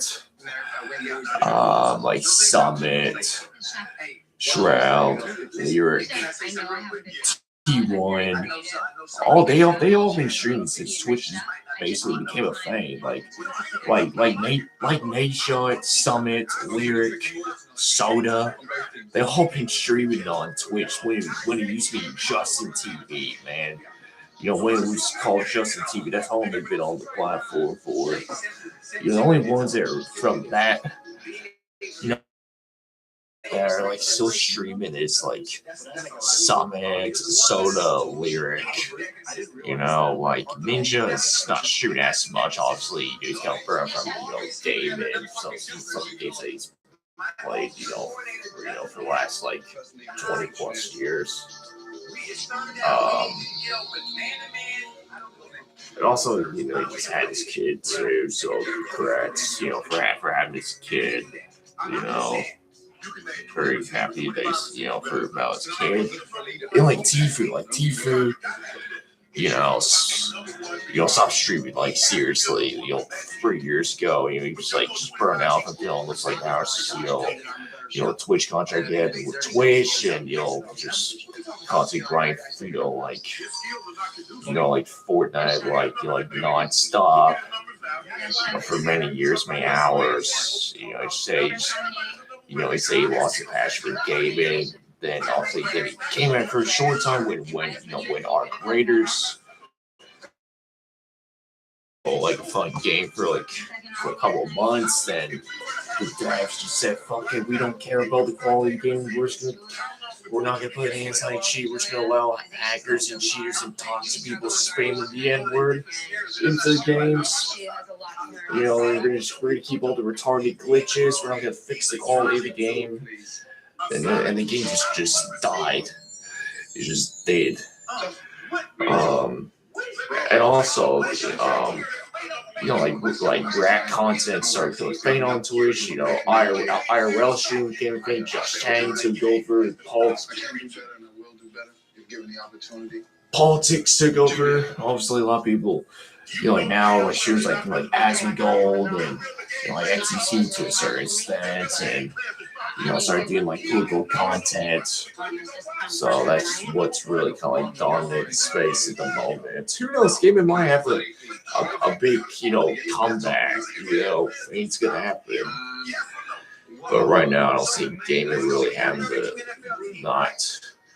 same hype like it did back in the day. So Tfue obviously came back for a day to play against me for Fortnite. Obviously, I've been watching Tfue. I've been watching Tfue since 2018. I started watching Tfue around season 3 of Fortnite. He was my favorite Fortnite streamer to watch. Him and Tim, obviously, and Deller. Those were my favorite. Also Ninja too. I had a lot of fucking favorite streamers from the Fortnite era. He was, arguably you could say the greatest Fortnite player of all time, especially during the OG era. I loved watching TV. I watched him so many hours watching TV. So he's playing against Myth, obviously. See what happens here.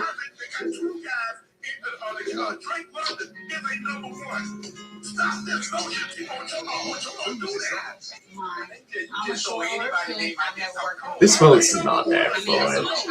I played that mode a couple of times. It's not really that fun, to be honest with you. If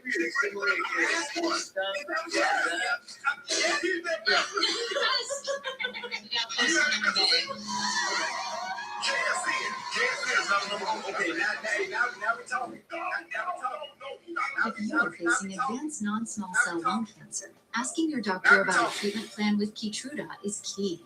I like that. I know the chef Ramsay is only hard on us to make us better, but it made me so much better.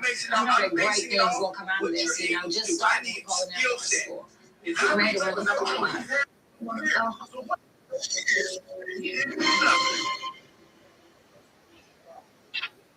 Buddy, why should you be a finalist in Hell's Kitchen? With every service,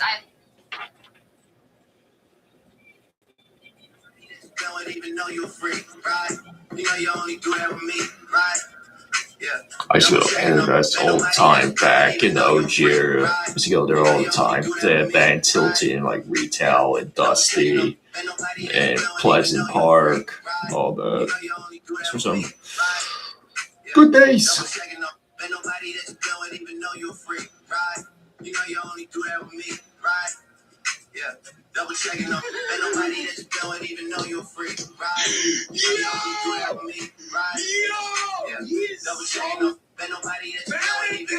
Who knows? right? You know you only do that with me, right? Yeah. The president will address Senator Nancy Graham in Washington today.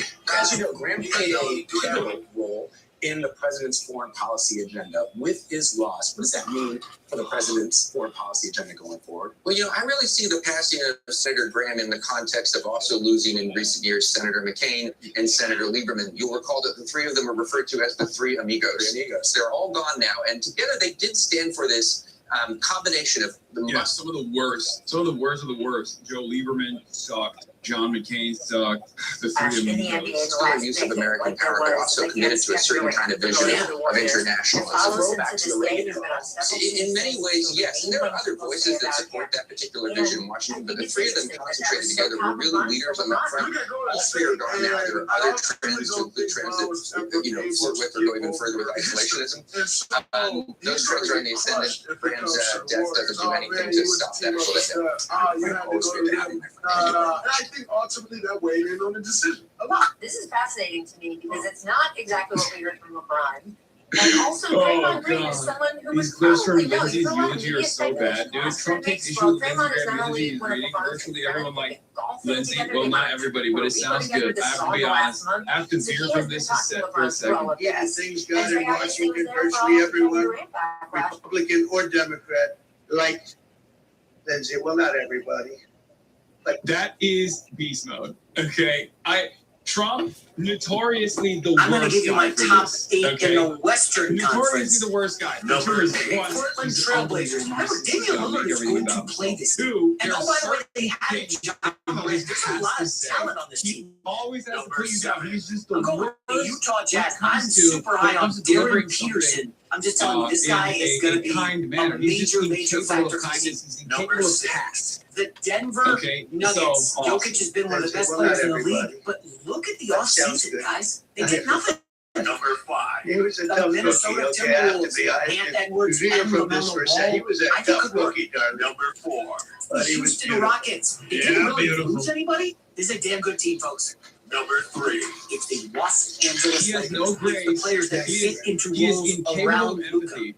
And he is incapable of talking about anybody but himself OKC for Thunder, 14 they're stacked. extended They have minutes. just an embarrassment So over clearly this Thunder 14-minute eulogy is going to be disastrous. That's it. But Lindsey Graham led by Webb and doesn't give Yama. it, They got to right? just keep He's it probably healthy. looking up right now going, oh my God, I hope he uses Caleb that Williams, well, oh but I my don't gosh, care about people the love eulogy the that Bears much. this season. What I care about Folks, is making this is sure a that the really Iranian good war Bears team. continues. They are on the And Donald Trump's going precipice to give that of for him something anyway. special. Lindsey wrote in his Caleb, will we don't that he need wanted you to running mention around that and making how all he these won crazy 2020 football actually, and to plays. say We that. would I'm rather sure win Lindsey boring. Graham Can you impress us in the first quarter so we don't have to play catch up with all this chaos? to hear Donald Trump talk about how Jared Goff what Lindsey under Graham Ben wanted first Johnson and foremost became that is boring, passing his amazing payback. quarterback who downed it down. His consistency was incredible. And he didn't need these fourth quarter comebacks. Isn't that what Chicago wants? More down-to-down consistency and 58% completions. That's not going to Look cut at it. how he tapped the casket. Lamau, wait, what? Hey, LeBron's going to play some point guard for the Sixers. Huh? We're 3 days into the LeBron era in Philly, and all of a sudden Nick Nurse is going to run LeBron at point guard? What's going on? LeBron could have gone to Miami and had the ball in his hands, but they're not winning anything. The team's not any good. Nobody thought LeBron could go to Philly and get the ball in his hands. I think LeBron, very calculated, said, I don't want to hear it, Joel. But You're taking a step dream back. alive. You Don't haven't you been to the worry. conference finals. Maxie, you don't need the ball in your hands all the Knock, time. knock. And Still so he's gay. willing to take a step back. You know that. Only one guy left, folks. What And a that's Jaylen Brown. And that's where I psycho, wonder dude. if we're going to He see is butting such heads a goddamn between Jaylen Brown sociopath. It is and LeBron James. hilarious. This is a guy with a chip on his shoulder. He It's can't almost help like himself LeBron has at everyone all, in dude. Philly He's in his got to corner. do that. Who's He's Jaylen got to Brown? do that every time. And the entire family. LeBron decided he's going to Philly. The East. Here we got in the deepest gratitude and profound sorrow to honor a beloved and devoted brother, our respected Stacey, the giant, the United States Senate, and a true American original who left us much too soon. And it can only be irreparably Lindsey Graham. At least Trump went to his co-workers' funeral. Okay? There are some who want to go to mine. Here's exactly what he was taking into account. The roster was already in place. Oh, He said, "Great, I'm going to Jesus. make $4 million a year for this Steadfast That conviction guy and has not been force of shown by his the Warreners for an magnetic office that he can trust personality them and the to goodness use of that his money to build noble this soul. team around. Lindsey Not rose this from version, a not the small Paul town in Myers version. So rural I don't know if South it's making Carolina, moves now, like Kelly place said, he that loved so would be helpful much. for sure. Or Not whether it as is much don't as make Tel up for faith Aviv. for an office. The president just hasn't gotten it done. American politics at the highest level, and a force to be reckoned with all over the world. For more than 30 years, nothing of consequence happened in this capital. Without Lindsey Graham knowing about it, nothing of significance happened anywhere in the world without Lindsey Graham having a view on it. And no bill became law in the most exceptional republic in human history without Lindsey Graham having a stake in it. He was a man who gave America the full measure of his good and mighty heart until that Just straight demon. Okay. Lindsey Graham was a demon. Trump is a demon. It's just very funny that you got a demon eulogizing another demon, being like, he's so great. Everything he says about Lindsey Graham is the exact opposite. But it is kind of funny that, this forced Donald Trump to talk about anybody but himself for, approximately 10 minutes. Let's see how long it takes. We're 1 minute and 57 seconds in. He hasn't gotten off script. Let's keep going. Because of just how smart he is, how quickly he gets through progression, how strong his arm is going to all three levels.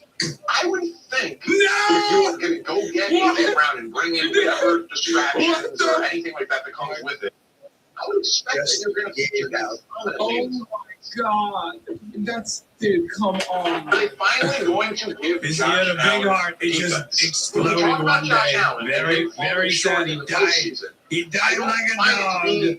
Fair compared to other quarterbacks. Donald Trump is incapable. Because Josh Allen, by and large, and I know he had a couple of turnovers in the loss, I'm not saying the last still so full of vim and vigor. There can be no doubt that he lived been an excellent playoff quarterback. And we just look at the games in which he's been eliminated in the postseason, in the Josh Allen era. Truly a great They have averaged giving up 31.5 points per game American wars overseas at the behest of Israel. Scored over 29 points in 3 of the 5 games that they've been eliminated from the playoffs. So they bring in Jim Leonard. His game as a legend that everyone of us, many of us here today, I'm wondering if blessed to know him, Josh that we'll never forget. ready to be doubted again. There was truly nobody like I think Lindsey Graham. honestly, It was his hometown of central South Carolina that Lindsey first learned the art of politics. His parents ran a bar and pool hall on Main Street with a room in the back where the family spent to do. As Lindsey said, his father taught him the key to being a successful bar owner is that you have to be funny enough that people will keep coming back, and that you have to be tough enough that you can stay in business and thrive. A very difficult combination. For his entire storied career, that's exactly who Lindsey Graham was. He was the first person to make you laugh, and one of the last people that you really ever wanted to fight. These were the traits that made him into one of the great figures in Senate history. Few like him. As a boy, Lindsey also learned his first lessons in diplomacy when the wife of one regular patron called the bar asking for her husband. She demanded to know, where is he? The man instructed Lindsey, tell her I'm not here. And young Lindsey nodded and said into the phone to the wife, he said to tell you that he's not here. That was Lindsey. When Lindsay was just 20 years old, he lost his So mom. he's a snitch. 15 months later, he lost his dad. Their deaths left his 13-year-old sister, Darlene, an orphan.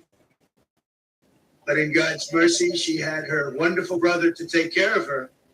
On top of it all, Lindsay became her guardian while still in college and helped raise her. He later said that for all his achievements, and he had many, his single proudest accomplishment in life was how well Not bad. Darlene turned No, out. it's bad. He had It's total all. respect and love Man, for Darlene.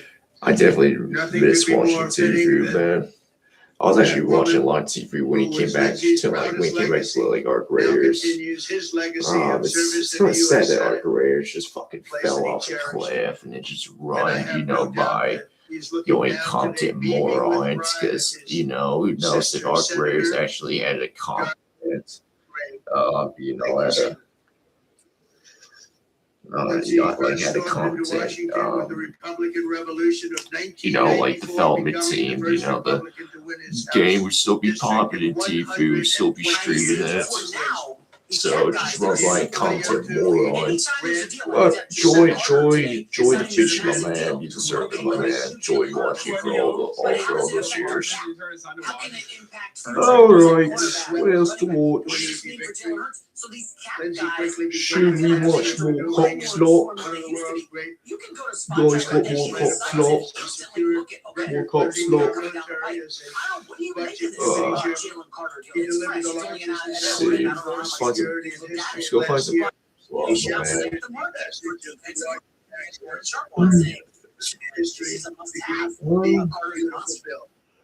Here's the thing. Lindsay Goodie's in there too, I can tell you. He's a longtime friend. And of course, he was also a great chairman of the United States Supreme Court. This is a record. I mean, he Trump speech where he's like, you know, saying things that are. Or you'll look at a queso food video. Trump not talking about himself. Like, even the big. We'll look at a queso food. It's funny how I just like look up queso just food. For people, I want to find a short one, not super long ones. I like to go up. I do want to like look at some other things. His impassioned defense of a wonderful person, great gentleman. Justice. Why would you say Americans are letting your dad deserve to die? He died in that building that day. That's messed up, dude. Your mom's favorite 5, 6, 7. I don't think your dad deserves to die, my friend.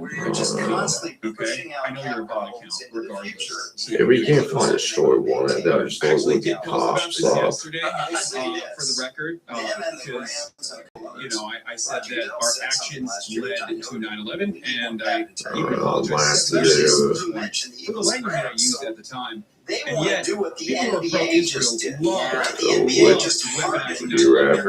weaponizing after 9/11. Some of these are so long. I just want to be like short.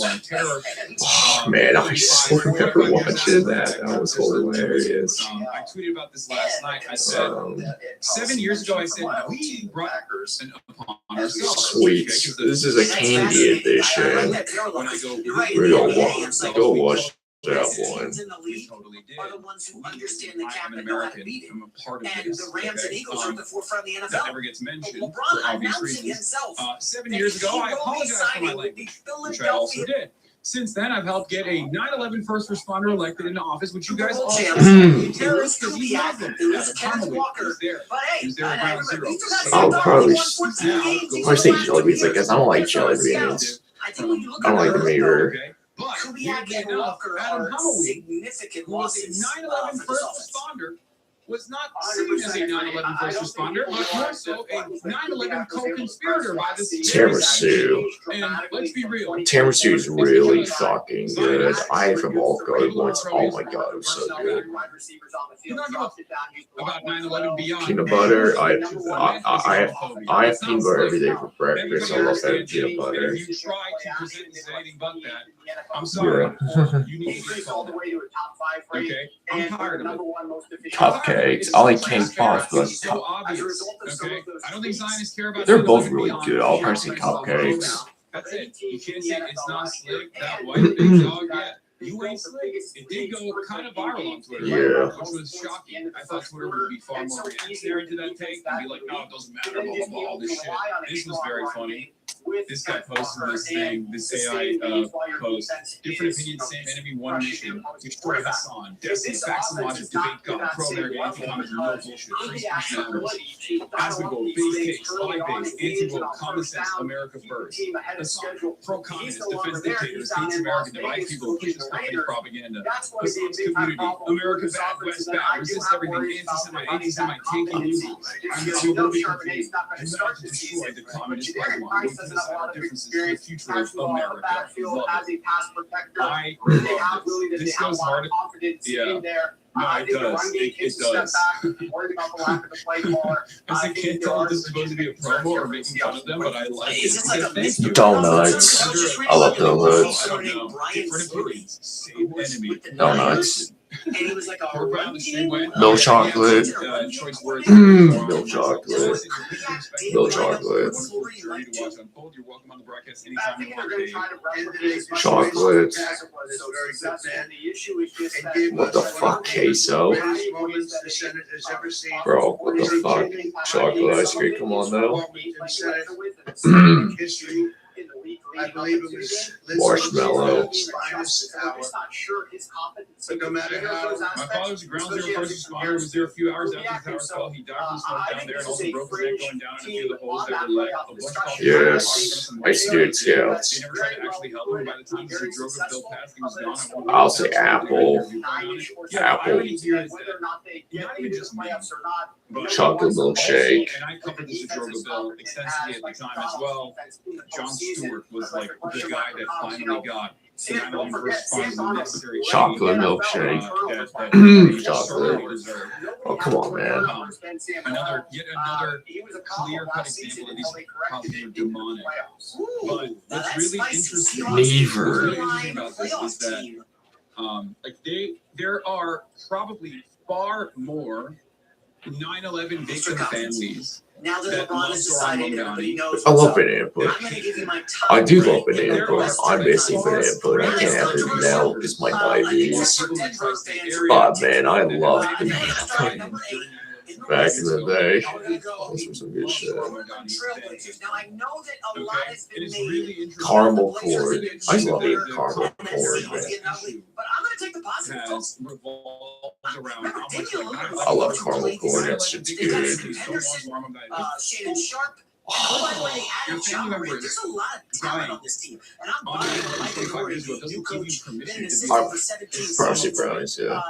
Okay, what the hell does Chocolate chip cookies. You're an insane person. Chocolate chip cookies. You're an insane person. Like, what are you talking about? It's totally ridiculous. I think the Blazers are right now. Want to go higher. We'll talk about that in a little bit. I'm going to Utah. I got the juggling game too. It's good. Nobody at all believes it. I'm super high on Darren Peterson.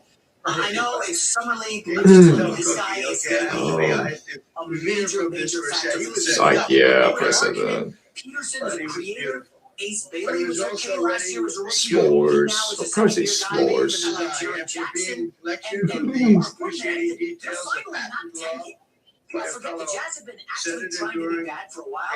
Now, Swiss roll, yeah. And Peterson in the backcourt. I'm telling you, they're surprised. Chocolate covered biscuits. Now, I know they've been like a top 4 team forever. Jokic has been one of the best players in the league. I don't. Best after the triple-double each of the last 2 years. It was not exactly an early rise.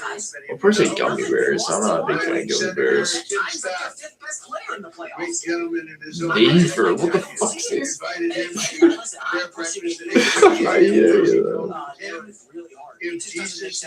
Not eating any of that.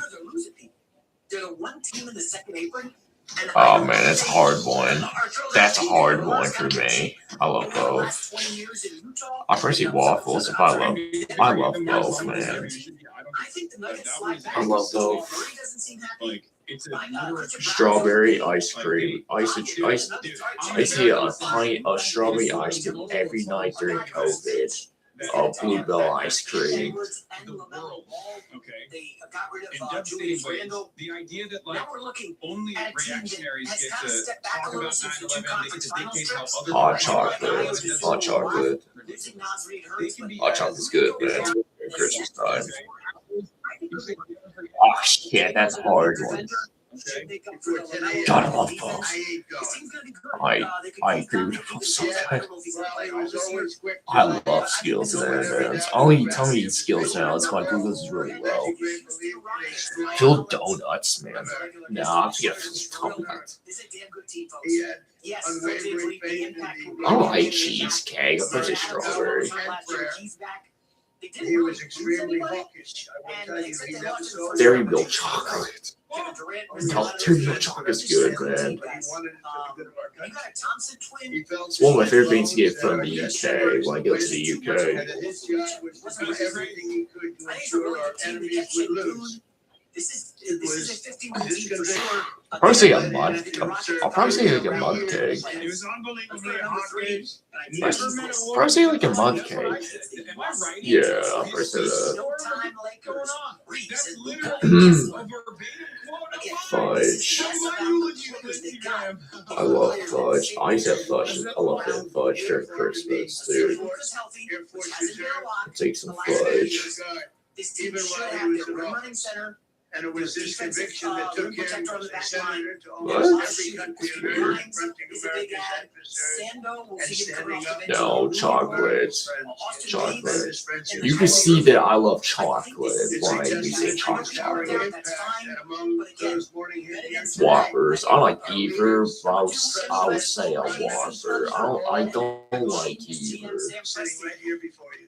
I don't like Whoppers, but I guess Whoppers.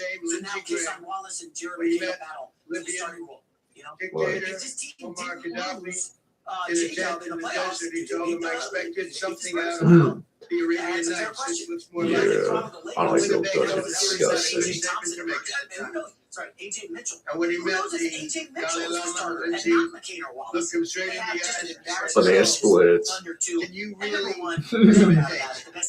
Banana splits. Banana pudding. Yes, queso. Banana pudding, bro. There's probably not a single town in South Carolina where Lindsay did not help repair a bridge, expand the school, and from the hospital recover from a disaster. It was a force of nature, and I will miss it. Those look like shit. As you remember, Lindsay and It looks like a bison's dick. It looks like a bison's dick. It looks like a bison's cock. Oh my god, that shit does look like a bison's little cock. Oh. Did something that I shouldn't have done. I shared his personal cell phone number with the millions of people that happen to be watching. We're gonna do something very special here, as you guys know that I love football. I've been watching football my entire life. I played football for many years. I played football for a long time. I've been watching it since I was a little kid. My favorite time, during the fall into the winters, watching football, watching college football, NFL. I get an NFL ticket every year, watch all the games at once. I'm a Cowboys fan, obviously. We're getting close to the season. Training camp just started. The preseason starts next week. The regular season will be starting very soon. I like to do this every year. I like to go do a prediction tier list, so I think how many games that each team's gonna win. So I kind of want to do this on stream.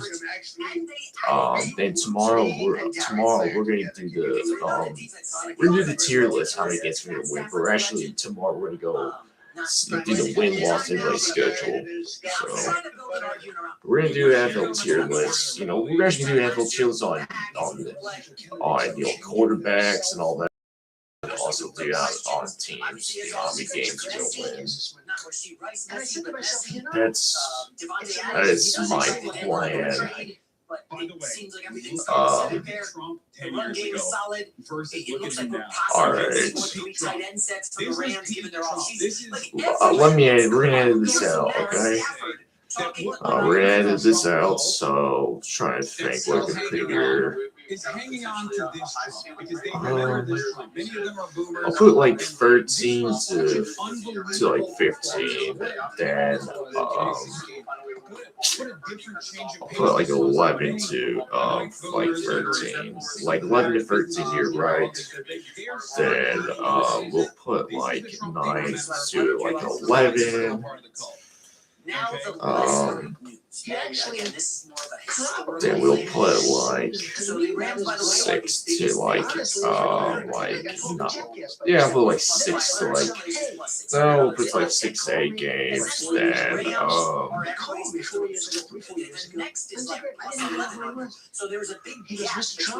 I think we could put like, like 5 to like 8.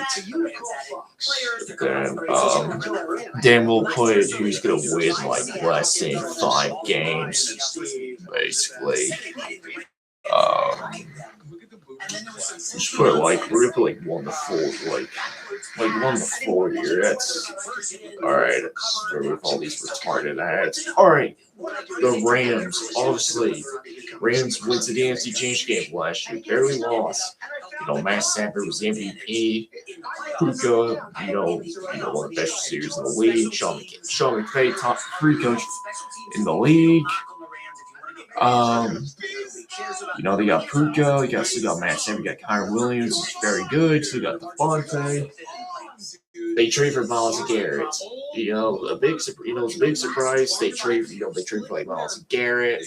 It kind of makes them the favorites to win the Super Bowl. And there's rumors, we don't know what's gonna happen, but there's rumors that Aaron Donald might come out of retirement. That would be insane if Aaron Donald came out of retirement. He hasn't played obviously in 3 years. With Miles Garrett going to the Rams, it makes them the Super Bowl favorites, man. I think they're gonna win the Super Bowl. I really do truly think they're gonna go like 16-1. I really truly believe that they're gonna go like 16-1.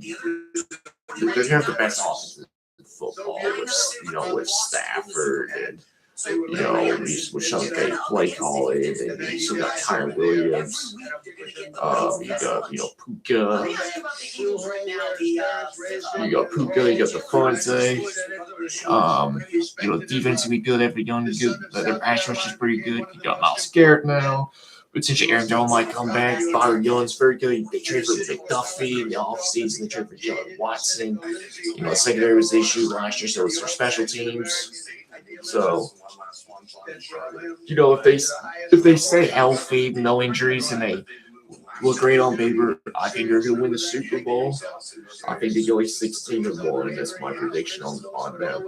Cleveland, what a dog shit franchise, man. My entire life, the Browns been ass. They've only been to the playoffs twice in my lifetime. Yeah, twice in my lifetime they've been to the playoffs.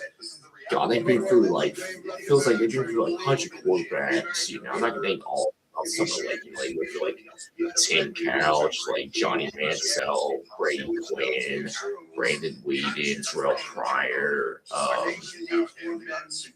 Josh McCown, Baker, etc. Deshaun, now with Deshaun, Tor. They were disasters last year. Their defense last couple of years has been pretty good. They had good. They had like, with Baker, they had a decent amount of talent with Baker's there. Stefanski, is a good play caller. They had Nick Chubb in his prime running the football. They had Kareem Hunt in his prime. You had like Jarvis, who was still pretty good. Playing football. Defense was kind of inconsistent. They made the playoffs in 2020. Then they were making that honestly big expectation in 2021. Baker got hurt December right after that. Then 2023. They made the playoffs. They went 11-6 with 4 different quarterbacks. Deshaun got hurt, and DTR. Then they brought Joe Flacco out of retirement. They're down the top 5 defense. Got smoked, by the Texans. Then Deshaun came back was a disaster. But he won like 3 games in last year. Deshaun didn't play. Then it was a disaster. That Flacco started the first 4 games of last year. Then it was Dylan Gabriel. Then it was Shador.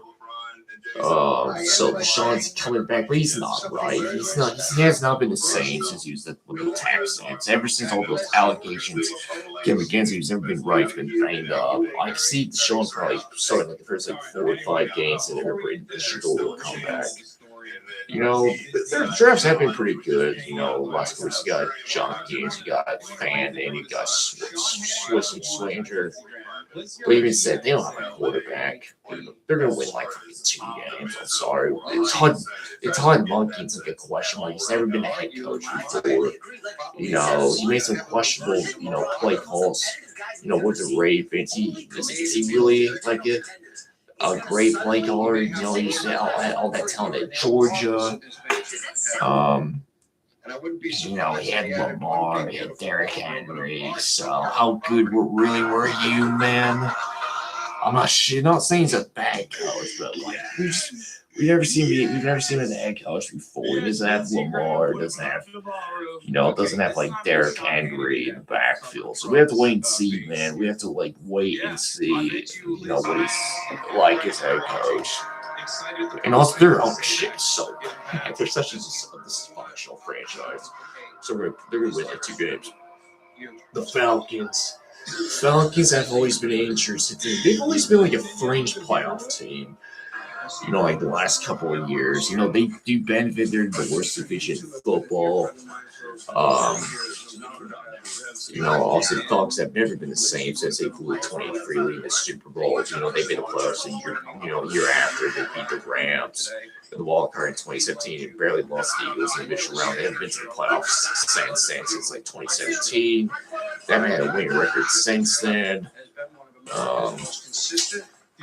Marcus Mariota didn't do that much. Desmond Ridder was awful. Then they signed Kirk Cousins. It was a disappointment.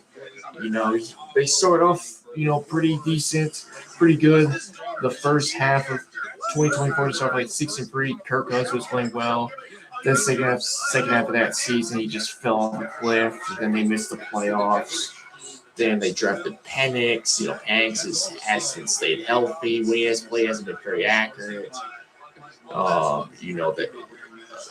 Think Kirk Cousins came in and played pretty good. They also Kirk Cousins got released. It's between Penix or Tua now. Tua's been banged up, since he's been in the league. He has been good the last 2 years. Stefanski, it's been up and down. Good year, bad year. Good year, bad year. They have talent, like Drake London. They self-calibrate. Bijan arguably top 3 back in the league. He's got some good on defense. They do benefit from being a bad division. So, trying to think. What the fuck? I appreciate it. There you go. I might fix that. There you go. That's better. I'll put the Falcons at 5-8. They're in a really bad division. I can see the Falcons winning probably 5 games. I don't trust Tua in Penix, man. Chargers always get overhyped in the offseason because they're one of the most talented teams in the league. The Chargers are going to win the division. They're going to find the playoffs. The offensive line, never stays healthy. It's either the receivers get hurt, people are pass rush, but their front line gets hurt. Justin Herbert hasn't been able to win the big games. He's been smashed in the playoffs. They're good. They have a good team. They have McConkey. We got Hampton, who's hurt. Still got pretty good defense. Still got Harbaugh. Chargers still win for 9 games. I'll put them around there. They'll win 9 games. They'll probably make the playoffs or be in the hunt for the playoffs. 49ers. 49ers last year benefited from a really easy schedule. Obviously, Purdy, missed a lot the first half of the season. And Mac Jones came in and played really well. McCaffrey stayed healthy the entire year, surprisingly. George Gill was kind of banged up. The defense was really bad. Because Fred Warner got hurt. Like Bosa, got hurt. They brought Robert Saleh back for a short time. Like last year, they brought him back. So they'll still be like a pretty good team. They'll be like a good team. They still have Shanahan. Obviously, they still have McCaffrey. They brought in Mike Evans, but the problem is they're always like a banged up team. The roster's gone like a lot older. The roster is not as dominant as it was like a couple of years ago, but they'll still be a good team if they stay healthy. So I'll put the 49ers around here. The 49ers should win 9 to 10 games. It'd probably be in the high end of what we go to be in the playoffs and the wild card team.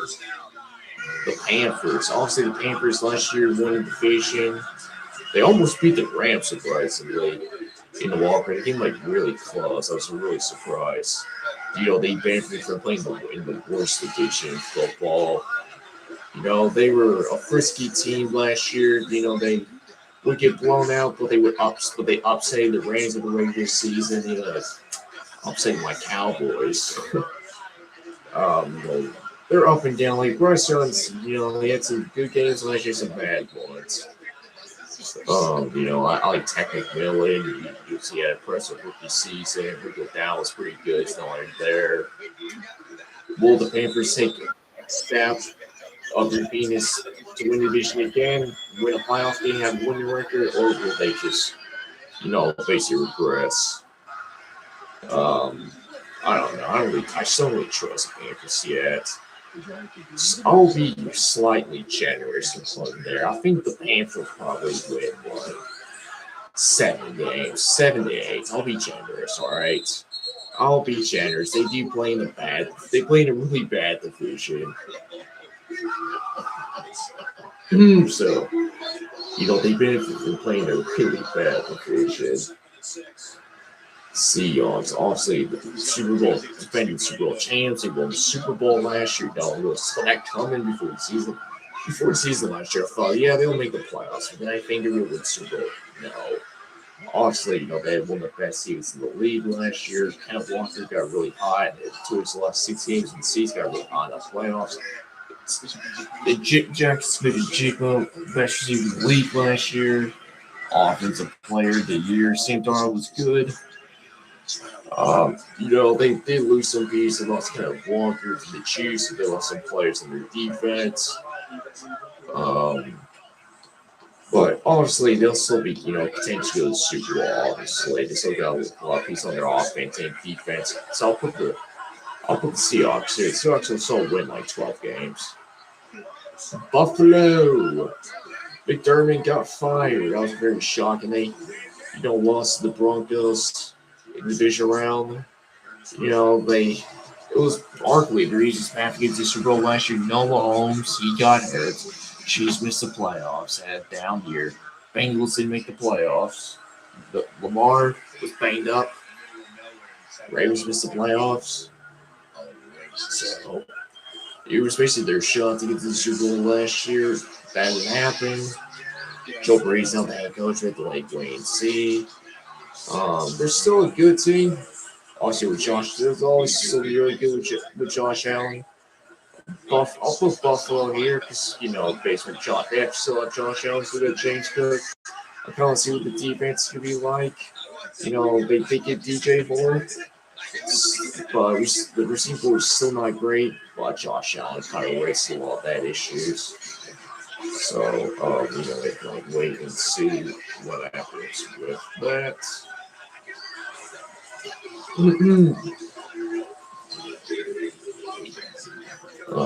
So Packers are always an interesting wild card team. They really are. have some good pieces, but I just never really get like a figure on the Packers, man. They had a lot of expectation after they traded for Micah, obviously. They started off really good. They started off 9-3. They tied with my Cowboys. Then once like Micah got hurt against the Broncos, they finished 9-7 and they blew up like 1-3 lead to the Bears in the wild card. Packers. I'll just put the Packers there. They'll be like 9-8. They'll be in contention for playoffs. But I don't really expect the Packers to really do that much, if I'm honest with you. They didn't really do that much in free agency. They didn't really do that much in the draft, man. Drew Love is still inconsistent. He is. They don't really have their receivers are like Kid don't really have a dominant, actual number one receiver. Mike is gonna miss the first 6 games. So, we have like wait and see. They did lose Halfley. So, Saints got a little bit hot towards the end of the season. Tyler Shook came in towards the second half of the season. He looked really good, actually. I was kind of really surprised. They do benefit from playing in a really bad division. They got some pieces. I like Chris Olave. They trade for ETN. He's good in the backfield. They get catching the ball. In the backfield also. Just have to get some pieces on the defense. Offensive line's pretty decent. I think the Saints will be a surprise. I think the Saints win 9 games or maybe 10 games. But I think the Saints are going to win the South. So I should go put the fucking Saints here. Actually, I think the Saints will go like 9-8. So I think they do. I think they're going to win the division. It'll be kind of like a frisky, sleeper, I would say. Raiders had a really good offseason. They drafted Mendoza. They traded for Kirk Cousins. They asked like a slot starter. They got the Kobe Dean. They traded for KJ Hamler. Top lucky and got Crosby back. So they still got Brock Bowers. They got Hamler. They got the Kobe Dean. They got Quay Walker. So they got some pieces there. See if Jinty takes a step. We only got Clint Kubiak. I think the Raiders can win like 7 to 8 games. And see if it's interesting how Mendoza plays this year. I'll save my Cowboys for last. The Bears were a really fun team to watch last year.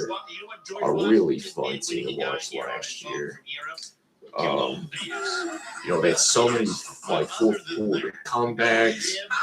Caleb just want to watch the fourth quarters, especially that comeback against the Packers in week 16, and especially the wild card. Ben Johnson, one of the best coaches in football, arguably one of the best offensive coaches in football. Luther Burns good. Russell Loveland's really good. Caleb's Iceman. Obviously, taking more of a step. I think if Caleb continues to take the next step, right, and the Bears still stay healthy, the only thing that's slightly concerning is they don't have a pass rusher. They can make some trades in the mid-season. I think if the Bears stay healthy and they keep clicking like they did last year, I think the Bears will win 12 to 13 games. I really do. They won 11 last year. I really think they're still be really good. The Colts start off really high. They start off 70-1. At one point they were like the number 1 team in the AFC at one point. It's kind of crazy. They missed the playoffs. Daniel Jones, was cooking the first half of the season. Jonathan Taylor was cooking. Then he got hurt, but they were starting then they fell back to earth. Towards the second half of the season, then Phillip Rivers came back and played the last it was 4 games of the season last year. He was a lot better than I expected he would. Oh shit. Oh fuck, I got distracted. But I think they'll probably win like 7 games. They didn't particularly really like do that much. So you know, they just didn't really do that much in free agency or the off season. Dolphins, they're gonna be awful. I'm sorry, I feel that for Malik Willis. They're gonna be shit. They don't have Waddle. The only people playing offense is AJ, and that's it. They don't have a number 1. They don't have a number 2 or number 3. They're gonna be the worst team in football. Some of them are gonna be one of the worst teams in football. No, they're gonna be tanking for Arch or fucking, Dante Moore. So, shit. Yeah, they're gonna be fucking shit. So, yeah, they're not gonna be very good. So yeah, they'll probably win like 2 games at best. They could go all with 16, man. They could have a rebuild like the Browns did. Patriots. Also, Patriots benefit from the easy schedule since 99. They benefit from a weak AFC with when the Chiefs had a down year with the playoffs. Mahomes got hurt. The Bengals had a down year. Burrow got hurt. Braves had a down year. Lamar got hurt. Buffalo got upset by the Broncos in the divisional round. And the Texans, C.J. Stroud, it was awful in the divisional round against the Patriots. Then they didn't really play like a lot of playoff teams in the regular season, except for like Buffalo. They obviously split with Buffalo. They're still going to be good. They trade for A.J. Brown. I like Drake and a lot. Well, I think they felt like they're a little bit. They're not going to be a 14 free. They're not going to be the number 1 seed, the number 2 seed. They'll be around here. They'll win like 10, like 9, 10 games. They'll still be a playoff team, but they're not going to the Super Bowl again. It's not happening. Detroit obviously had a down year. They missed the playoffs. They had a lot of uncertainty with their, the OC last year. They had injuries on the offensive line and the defense. But if Detroit's healthy, they'll be back up here. They'll be back in the playoffs, man. They just have to stay healthy. This is what it is. If they stay healthy, they're going back to the playoffs. It'll be a dangerous team. Bengals are such an dangerous team. Every offseason, they go, this is the year the Bengals go back to the playoffs. They get back to the playoffs. Either the defense is awful or Burrow gets hurt. It's always what happens with the Bengals. The division's not particularly great. So they have an easy schedule. They get some pieces. They got Dexter Lawrence. I forgot I got something from the Seahawks. I think the Bengals, if they stay healthy, I think they could win like 10 to 11 games. It just depends if Burrow's health, the defense gets better. That's all it is. Tennessee was obviously awful last year. Cam Ward, had a rough start the first half of the season. He got better towards the second half of the season. They hired Robert Saleh. They drafted like Carnell Tate. I think they'll be a little bit better. I will say they win like 5 to 6 games. They just need to get some more young pieces, but I think they'll be an improved team. Eagles were definitely really consistent last year. Just, their offense was awful last year. Saquon had a down year. Jalen Hurts was average. The OC was terrible. A.J. Brown drama. They weren't. They definitely were very consistent last year. Also, if A.J. Brown's not there anymore, now it's 22 number 1. They still got a really good team. I say the Eagles will probably win like 11 games. The Eagles probably go like 11-6, 12-5. I think that's what the Eagles are going to do. Hope not. I'm a Cowboys fan, but I'm just being a realistic fan here. I'm being realistic.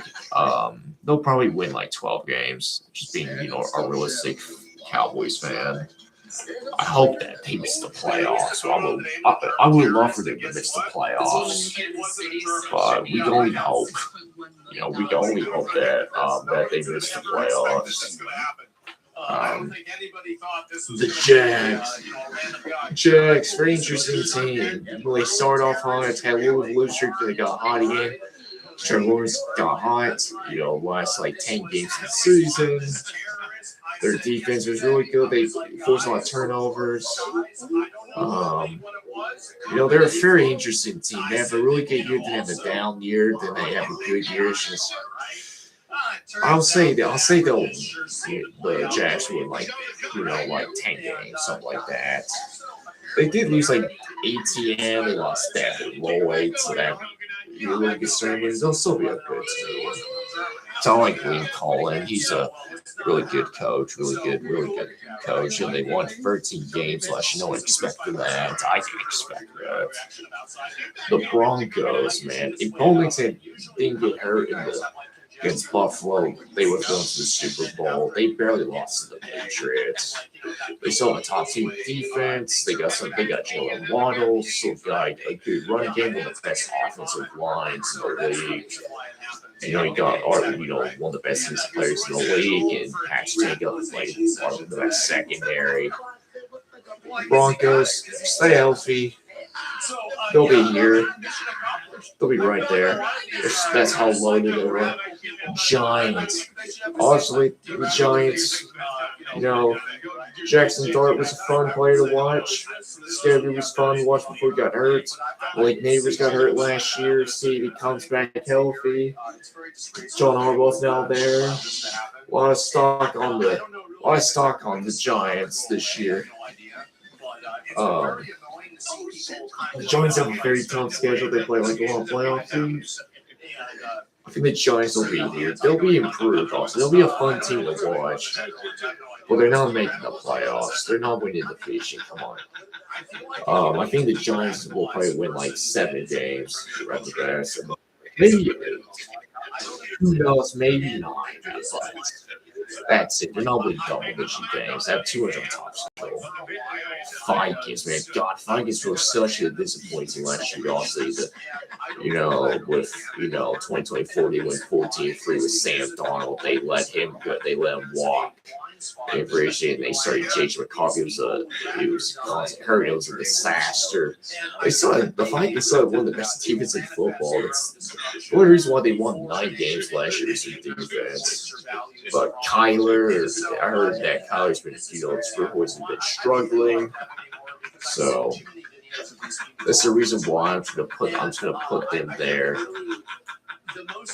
If the Vikings had like a good quarterback, Vikings would be up here. So you got Addison, they got Aaron Jones, you got Justin Jefferson, so you got that slip in that defense, so Brian Flores, but I can't put him there with the uncertainty with fucking Kyler or JJ McCarthy.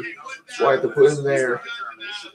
They'll probably win like 8 games, something like that, 7 or whatever. It just depends how well Power plays. Arizona, they're gonna be, like I said, awful team. Awful. They don't have a quarterback. Come on. Really, fucking Jacoby Brissett's fucking average. He's average at best, man. They're awful. They're an awful team. Ravens are an interesting team. Honestly, they were very disappointing last year. Their defense was awful. The offense wasn't really that good. Lamar was never right after he came out from injury. He looked good the first 4 games, but then he got hurt. He was never right after that. Their game was so good. Their defense was really bad. Let's see what Mitchell does as a head coach. But they don't really have a lot of deep talent in their offense besides Andrews and Derrick Henry. I'll still put the Ravens there. They'll probably win like 10 games, probably 9. They'll probably win 6. The Chiefs, obviously, Chiefs had a down year, obviously. The offense was bad. The defense was disappointing. They couldn't run the football. The receivers were unreliable. Their offensive line was bad. They just had a down year. Mahomes got hurt. He's now coming back. They got Kenneth Walker. Don't really have. It's the same receiving core. You can never trust Rasheed Rice because he's constantly getting arrested. But if Mahomes is healthy and Kenneth Walker produces with them, and defense is healthy, right? Receivers stay healthy. Chiefs will, be like a 10-11 win team. So I think Tampa, man. Tampa started really good last year. They started off 6-2. The first 7 games, Baker was arguably the MVP. Baker got hurt, was never right. They had a lot of injuries like Mecca Buka. Started off hot the first half of the season. He got banged up, was never the same after that. Bucky Irving got hurt. Fia got hurt. Now he's the man in a trade. A lot of people players on their defense got hurt. Mike Evans is no longer there anymore. But they, like I said, they benefit from playing the worst division of football. So I will put them right there. I don't expect that much from Tampa. I just don't. The Jets. They're the Jets. Come on, really, Gino? Come on, man. Really, Eric Klang? He's fucking awful coach.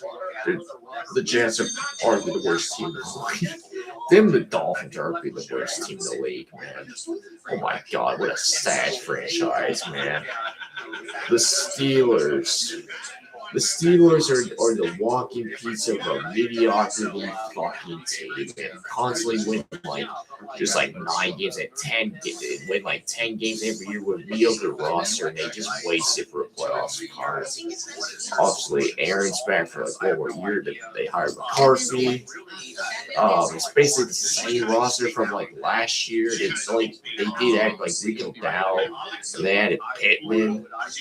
But if like Aaron stays healthy, they'll be they'll win like 9 games or 10 games, but they won't do anything in the playoffs. So Washington regressed last year. Jalen Hurts touched there. Jaden Daniels was banged up last year. Wasn't particularly playing that great when he did play. They have a really old roster. Defense was really banged. The defense was terrible last year. Eckler ruptures Achilles in the second game of the season last year. They were just a fucking disaster. They haven't really done that much, to be honest with you, that really could change my mind. That year they had 2, so which is a fluke. They'll probably win like 6 games. I don't expect that much.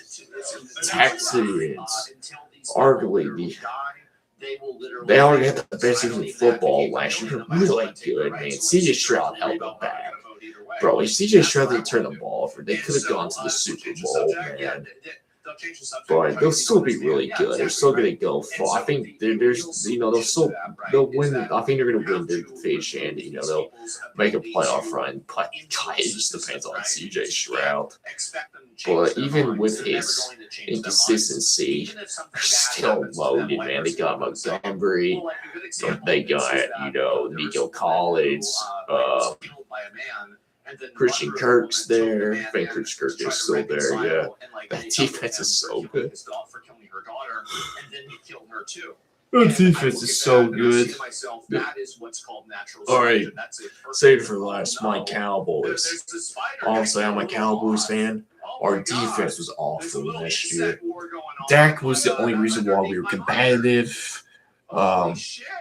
If it wasn't for Dak, we probably would have won like 3 games. But with Dak's, being really good last year, he kept us in every game. It might take if you take out the Broncos game, we were competitive in every single game. Also, we upset the Eagles, upset the Chiefs. if our defense is just average, we'll win like 11 games. The offense is really good still. With Dak, CD, Javonte, Jake Ferguson, George Pickens is still here. We got some piece on. We did get some piece on the defense. We got drafted Caleb Downs. We drafted Malachi Lawrence. We got Dean. Think of like Dean Winters from the 49ers. We got Rashawn Gary. We got Kobe Durant. So we did get some pieces. So we have to wait and see. This is what I think is gonna happen this upcoming season. I'm gonna save this and look back and see if I got these right, man. Hopefully I did. So this is what I think is gonna happen. So have everybody live with a tiger in their house. Well, the best possible thing that's what I think is gonna happen. They live with a tiger in their house and the tiger kills them, right? I mean, this is obviously the best case scenario. So, very clearly, really the best case scenario is these people are put in an institution. I didn't mean to do that. Sorry about that. Fundamentally, that's the next best thing. I'm gonna get off soon. These people will never change their minds. I'm gonna get off soon. And they will allow this insanity. But it was a good stream. I really enjoyed it. Even if it kills them, it's good just talking about the same stuff. Tomorrow we're gonna play a new game tomorrow. It's like a new it's just a random single player game without a Game Pass. I forgot the name of it. Go look at it tomorrow. We're gonna check it out. Play some single player games. Then tomorrow on this stream, we're gonna act to fallacy test find the Congress. Let's see what that's like. And